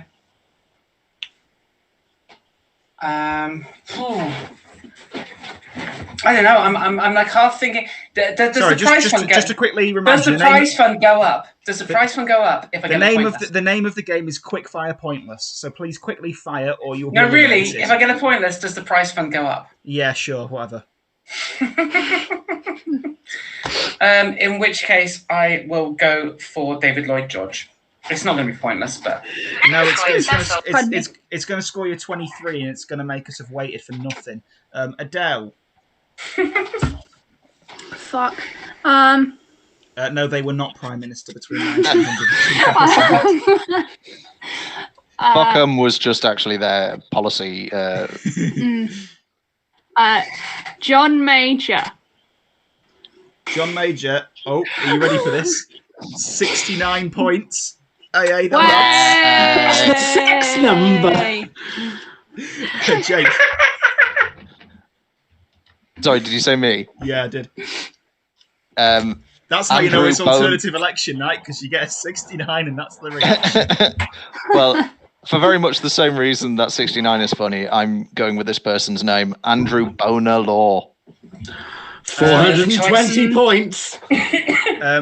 Jake has just contributed to the jackpot. That's a pointless answer. Oh, fuck off. Okay. And Friz, it's your turn to play. Currently, the score to beat is 69. Go on. Beat it. There is a song to the tune of, I think it's the Elements song, Modern Major General, about all the listed prime ministers. And the first one mentioned is Robert Gascoigne Cecil. Robert Gascoigne Cecil is also a pointless answer, which means Thank you. that Adele is knocked out on the respectable score of 69. I thought 69 was better than 0. That's the sex number. Well, you clearly don't know the show that you've been an answer on. Your next one. This is for Friz, Jake, and Laura. Starting with Friz, I'm looking for anyone who has held the office of Chancellor of the Exchequer between 1950 and 2008. What I'm going to say, Adele, is you had a lucky escape. Oh, but Chancellor of the Exchequer is where I really shine.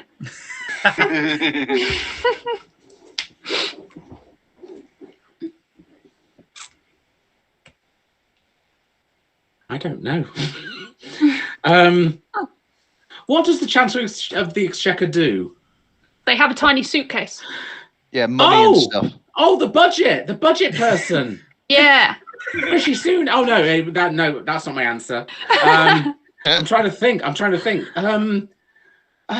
Between what years? 1950 and 2008. What's the Tony?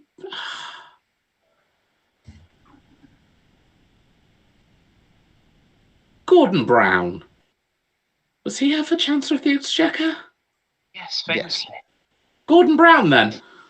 You're saying Gordon... Sorry, I just got distracted because Jake has just sent me the full song, so I need to quickly go and download that to play the show. Wait, which song? Oh, you'll find out. Oh. It's not the Prime Minister Elements song. Jake's song. Oh, the Jam, yes. So Gordon Brown scores you 76. Okay, at least it gets me points. That's better than 69. It is. Jake. I'm going with somebody who I think was Chancellor of the Exchequer. That's the point of the question, yeah. Yeah, this is based on nothing but A-level politics, but I think his name was Dennis Healey. Wasn't that Thatcher's Chancellor of the Exchequer? No, he was a Labour. It's 9 points, though. It's 9 points. Yeah. Yes. Laura, you need to beat 76 to get through.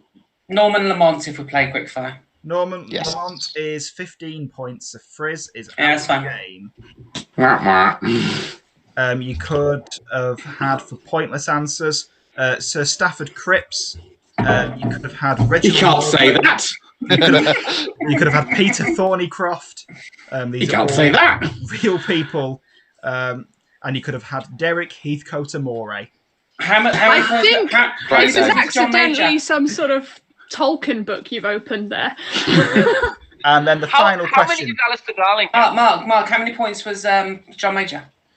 So, to answer Steffan's, Alistair Darling was 55, and John Major was 11. Oh, really? It's a better answer than bloody Norman. Okay. That's the lowest scoring John Major has been thus far. If I just kept going for John Major. Yeah, fine. Yeah. So the final question, this is between Jake and Laura. This is the final. I need to know people who have led the Labour Party since World War II up to 2009. Okay. And we're starting. Who's going first? Jake, because you've never gone first. Okay. Did you say up till 2009? Yeah, that's when the board game was released. I don't know if he led the party or not, so it might be a bit of a risk. Sounds like it. Dennis Skinner. As if they'd ever. Right. I know it's quick fire. Labour 1974 to 1976. No, it's right. I know it's quick fire, but do you know what? I'll give you a bit more time, Jake. Just have a think about why that's wrong and try again. Yes. Some time. I'll go with someone who was Prime Minister as well. Ramsay MacDonald. Ramsay MacDonald, you're saying? Yeah. That's 100 points to Jake. Oh, no! So, Laura, I need a correct answer, please, for you to be crowned You winner. do, but the thing is, right, okay, how particular is this being with people who led the Labour Party? Because there was a gap between John Smith in 1994 and Tony Blair, where Harriet Harman effectively led the Labour Party during the period where there was no leader. I mean, I could just say Tony Blair and win, but I don't want to do well that. Done, you've won. Sorry. Is Harriet Harman on there? No. I have a query because I've just googled this. On his official Wikipedia page, James Ramsay MacDonald. Wikipedia page. Ramsay MacDonald led minority Labour governments for 9 months in 1924. So he technically was a leader of the party. So He was, but not during the year specified. I was going to say, I said since World War II, Jake. Please listen to the fucking question. Oh yeah, shit. Oh well, fair enough. How much was Clement Attlee worth? Clement Attlee was worth That was my first 16 thing. points. There was one pointless answer, and it was Margaret Beckett. Oh, was it Margaret Beckett that was between John Smith and Tony Blair? Look, all I've got. You don't have that information, do you? All I've got on the You card don't is have that names. information. It doesn't give me stats. It just gives me names. Please don't ask further questions. Was Michael Foot one of them? You can see the names. I'm holding the names. John Smith. That's not a person. That's an alibi. Mark, you know full well that I can't see anything. Adele, John Smith was the leader of the Labour Party till 1994, and he died of a heart attack shortly after a local election and got replaced by Tony Blair. You know who else died? Who else died, Friz? Following Milligan's death, this is hideous, by the way. Hat Trick Productions, the producers of the BBC satirical television programme Have I Got News For You, sent black bin bags, oranges and black stockings to journalists to publicise a new series of the show. That's hideous, isn't it? Right. We're talking about Stephen Milligan, who wanked himself to death. Carry on. I don't want to be critical, but it's been very bins heavy this episode, hasn't it? Yes. Also, I thought of this earlier. Lawrence Fox and Count Binface. There's like the easiest one-liner in the world is about Fox and bins, but I don't think I've seen anyone do it. Is that happening? Maybe I'm just not. I do think if Lawrence gets less votes than Count Binface, it's the funniest joke he's ever done. I really want that to happen. I saw a poll a while ago where he was behind Count Binface, and I was like, yes, make that happen. Yeah. Do you know what? That's the exit poll we care about, isn't it? Let's see if that's out. Right, I've just got a copy of Jake's song to close out the show. Oh, Christ. Have we not got AJ Hill? AJ Hill is going to be joining us in a moment. He has sent me the first of the pictures, which I'm also just loading up now. So if you've just joined us, earlier on we had AJ Hill here, and we gave him. Sorry, I've been here for a long time now. We gave him some suggestions on things to draw, and one of the things that was requested was Keir Starmer. Was it punching Tony Hart. Tony Hart. Whilst Wolf watched on. Oh no! Now it's Wolf or Wolf from Gladiator. We've got something slightly different to what was requested. What we've actually got is well, I'll just show it you. I'll just show you what we've got. We've got. Okay. What the Einstein is Tony Hart doing? And is that a pint or a big bottle of pills? I love this. This is amazing. This is a phenomenal piece of work from AJ. I am just going to check up with him to make sure that he's going to be with us in a moment. He's just finishing off another picture for us. So, amazing. Whilst he does that, and whilst I check up on that, I just want everyone's final thoughts on what they think is going to happen in the key races. So first, I'm going to go over to Steffan to find out what you think is going to happen in Wales. Well, so because there were 4 different parties standing for the Welsh Assembly under the promise that they would abolish the Welsh Assembly, I think what's going to happen is they will get elected in coalition and accidentally delete English government. So Westminster. Adele, what are your predictions for what's going to happen in any of the races? Any of the races? Well, I think the one here that I voted in will be Labour again because it was a convincing win for them last time. That's pretty boring, isn't it? I think Count Binface will get more votes than Lawrence Fox. That's my prediction. 8 ball. Any further questions? 8 ball. Just will Count Binface beat Will Lawrence Fox? Will Binface beat Lawrence Fox? You can count on it. Yes, Magic 8 Ball. Do you know what? The 8 ball did a pun as well. You can yes, count on it. It knew. Oh, that is so good. Yeah. Can tell it's your 8 ball. Yeah, I picked it. That 8 ball is going to win this year's Dave's Joke at the Fringe and be a pointless answer next year. I'm going to have to start a double act. I can't maintain it on my own. The 8 ball. This is really building me up. Future Twitch stream, right? And like Allah performing nerd, get a webcam like pointing down and you just put it turn down. the 8 ball. The webcam's there and it reveals the answers. At the in real moment, to be time. fair, I can't show people what it says because when I tilt it, it goes away by the time I've tilted it to the angle of the camera. So they just have to believe me. Get a digital one. I don't know. They must exist. It's a digital 8 ball. Digital 8 ball. Oh, that's none of the joy. I mean, somewhere I've got a Magic 8 ball, but the Magic 8 ball I've got is Lemony Snicket's A Series of Unfortunate Events themed, and none of the answers are positive. Like, nothing good ever happens. That's funny. Jake, what are your thoughts on what's going to occur when we start getting some results? I think whoever's elected as the Police and Crime Commissioner in my area will have links to an OCG and will therefore be involved in some kind of lengthy procedural drama that will have a payoff that everyone thinks is terrible but actually is quite good, and you should try writing a fucking show. I love how you're saying it as if you wrote Line of Duty. I know. I've got no links to Line of Duty whatsoever, apart from Jed Mercurio went to the same university as me. But I'm claiming that. Yeah, I was about to say. Yeah, that's better than the Pointers Trophy. if you so did the singer from Soft Cell. If you thought Jake's Fred Neptune character was good, his Jed Mercurio character, wow! I would just like to point out that Fred Neptune isn't a character; he's actually a friend and business associate of mine.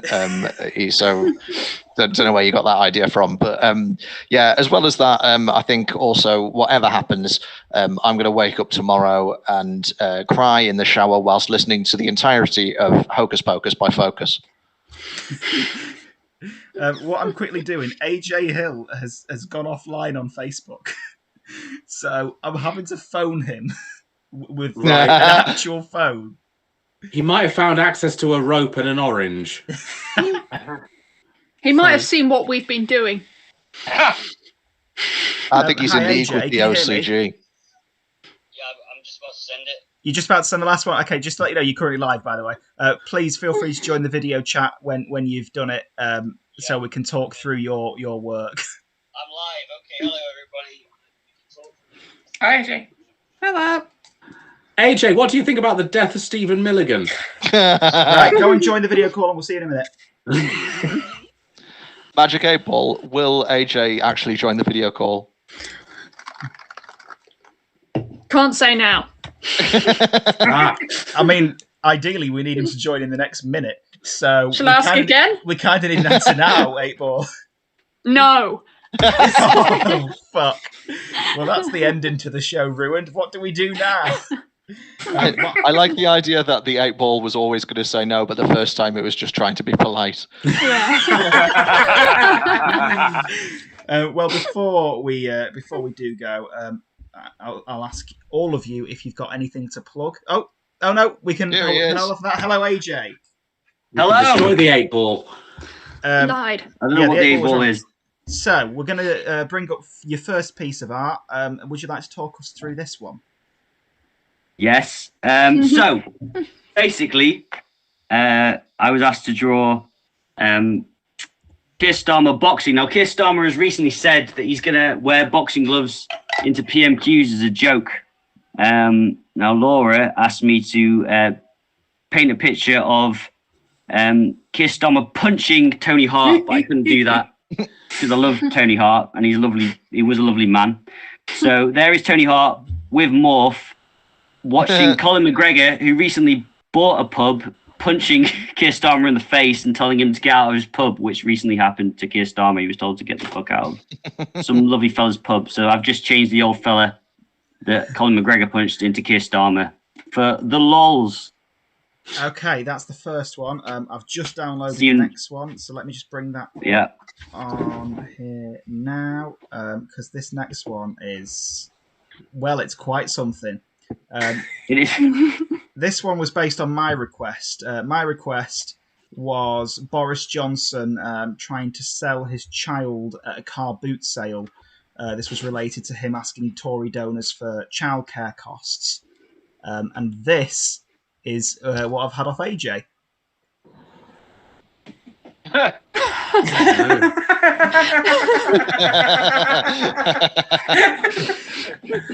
don't even think I need to say thing. I don't think I need to ask for the explanation on that one, AJ, do I? No, yeah, he needs wallpaper. So all of those will be available as NFTs after the show. So please do spend lots of money on those. Thank you very much for joining us, AJ. So what we're going to do now, because it's the end of the show, I'm just going to quickly ask, I'm going to go in order that I can see you on screen. So Friz, Steffan, Jake, Adele, Laura, AJ. If you've got anything you'd like to plug, please use this time now. I know what Friz is going to be already, but I'm going to let him say it anyway. All right.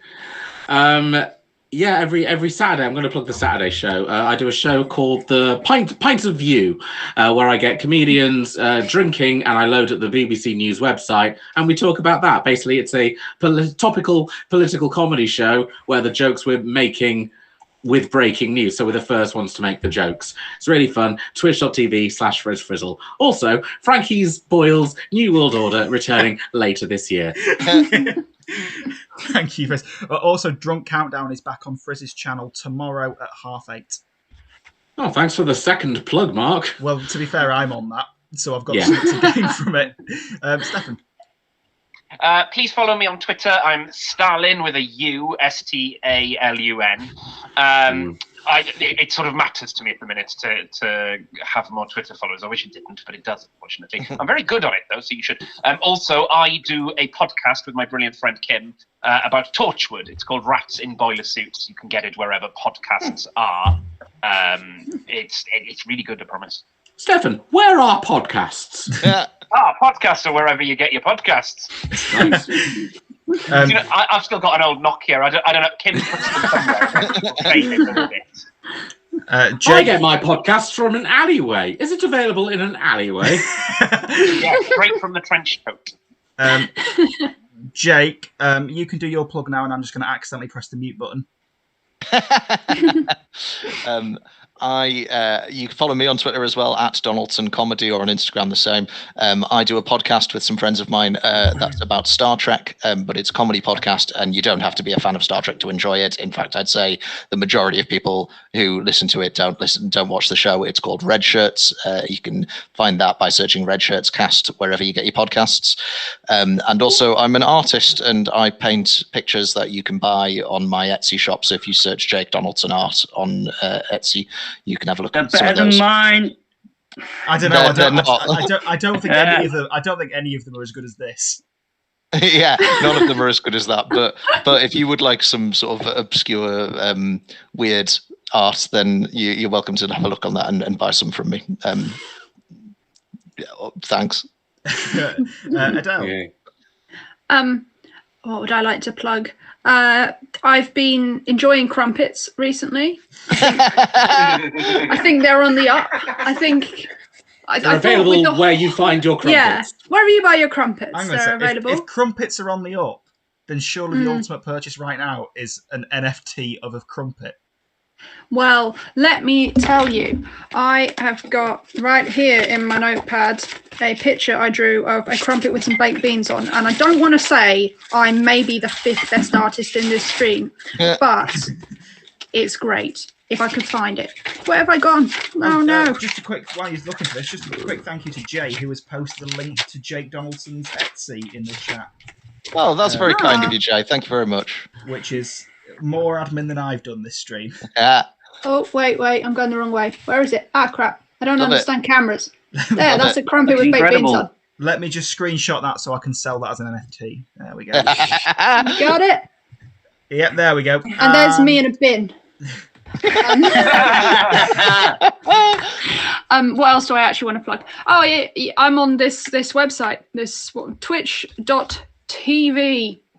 I joined it like a month and a bit ago, and I'm Adele Cliff, because when you put Adele Cliff in, you get a channel that's got no followers and has never streamed and is all in Chinese characters. So I don't know if it's what Adele Cliff is in Chinese, but the person on Twitter who has the Friz username FRIZ. Same thing. Not tweeted since 2007 or 2008. It's a locked account. No followers.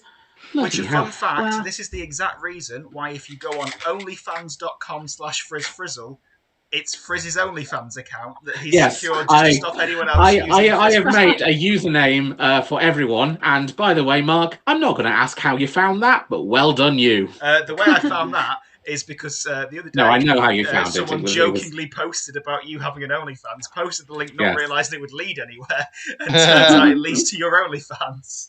Yeah, there's nothing on it, but I've also got a Pornhub account. I'm on Twitter too. You know, sometimes I do stuff there. I'm sure. Does that mean you can leave comments free? Thank you, Ellie, for linking to my OnlyFans. Feel free. I mean, I'm not charging anyone yet, but who knows?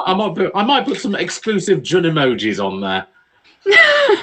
Well, when you do the whole thing, it reveals it's actually boobs. No, thanks at all.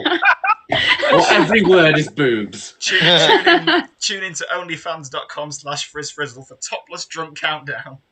Oh, yeah. I'll do it. Laura, any plugs? Yeah, tune into twitch.tv/Angel Interceptor, where you can watch the second best European DuckTales streamer in the world play DuckTales over and over and over and over and over and over a fucking again until I get a world record. And then I'll play something else. Also, Mark, Flaming Hot Waltzits. Lovely. Oh, good. Yeah. And finally, AJ, anything you'd like to plug? Okay, yeah. So I have an Instagram thing called Crimes Against Hilarity where I do shit like you've just seen. My friend Matt has been keeping me sane throughout lockdown by making me record a podcast called YOY.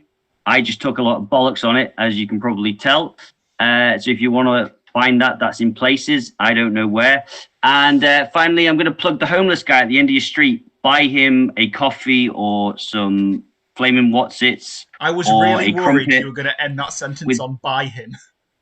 You can buy him as well. Yeah, buy him, take him home, give him a feed, send him on his way, and just be kind to people in general. There we go. A big thank you. A big thank you to AJ for coming in dressed as the apprentice candidate that gets knocked out in the first week. And that brings us to the end of Alternative Local Election Night. We hope you've enjoyed the show. Not Greg Knight. I just want to point out, by the way, Friz, I wanted to point out that Greg Knight used to be my MP. Did he sing the song in your face? Yes, he did. A big thank you to everyone who's appeared throughout the night. So let's see if we can remember everyone. Thank you to Lewis Dunn, to Eliott Simpson, to Mike Carter, to Edy Hurst, to Umby Winters, and then obviously to Steffan, to Jake, to Adele, to AJ, and to Friz and Laura for being here throughout. And to Greg Knight. And to Greg Knight. I don't think I've missed anyone. Thank you so much. I generally thought Laura said it's been a great night. I had no idea. I'm just thinking good night, Greg Knight would be a great catchphrase. Thank you so much for watching this. If you've been with us throughout or if you joined us halfway through, thank you to everyone who raided, thank you to everyone who followed, thank you to everyone who subscribed, and good night, Greg Knight. To play us out, we have got the musical stylings of Jake Donaldson. I would just like to point out, I am not a musician. Oh, it's all right. They'll work that out. Thank you so much for joining us. This has been Alternative Local Election Night. Will we be back when the results are out? Oh. Dunno. No. But see you soon. Here. Lawrence Fox, dead of autoerotic asphyxiation. Oh, here's Jake Donaldson. Sorry, we don't have time to cover that. The show's over. We don't have time. Great.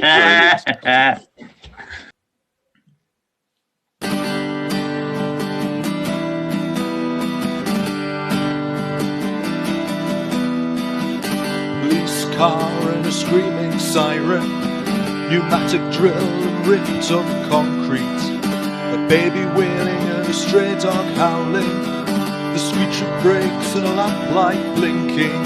That's entertainment. That's entertainment. A smash of glass and the rumble of boots, an electric train and a ripped up phone booth, paint splattered walls, the cry of a tomcat, lights going out and a kick in the Sorry balls. to interrupt Jake Donaldson, but thank you so much for the bits. Entertainment, that's entertainment, yeah. Sha-la-la-la-la, sha-la-la-la-la, sha-la-la-la-la, sha-la-la-la-la, sha-la-la-la-la. Days of speed and slow time Mondays, pissing down with rain on a boring Wednesday, watching the news and not eating your tea, a freezing cold flat and the damp on the walls. I say that's entertainment, that's entertainment, yeah. Sha-la-la-la-la, sha-la-la-la-la, sha-la-la-la-la, sha-la-la-la-la, sha-la-la-la-la. Waking up at 6 a.m. on a cool warm morn, open windows and breathing in petrol, an amateur band rehearsing in a schoolyard, watching the telly and thinking about your holidays. That's entertainment, that's entertainment.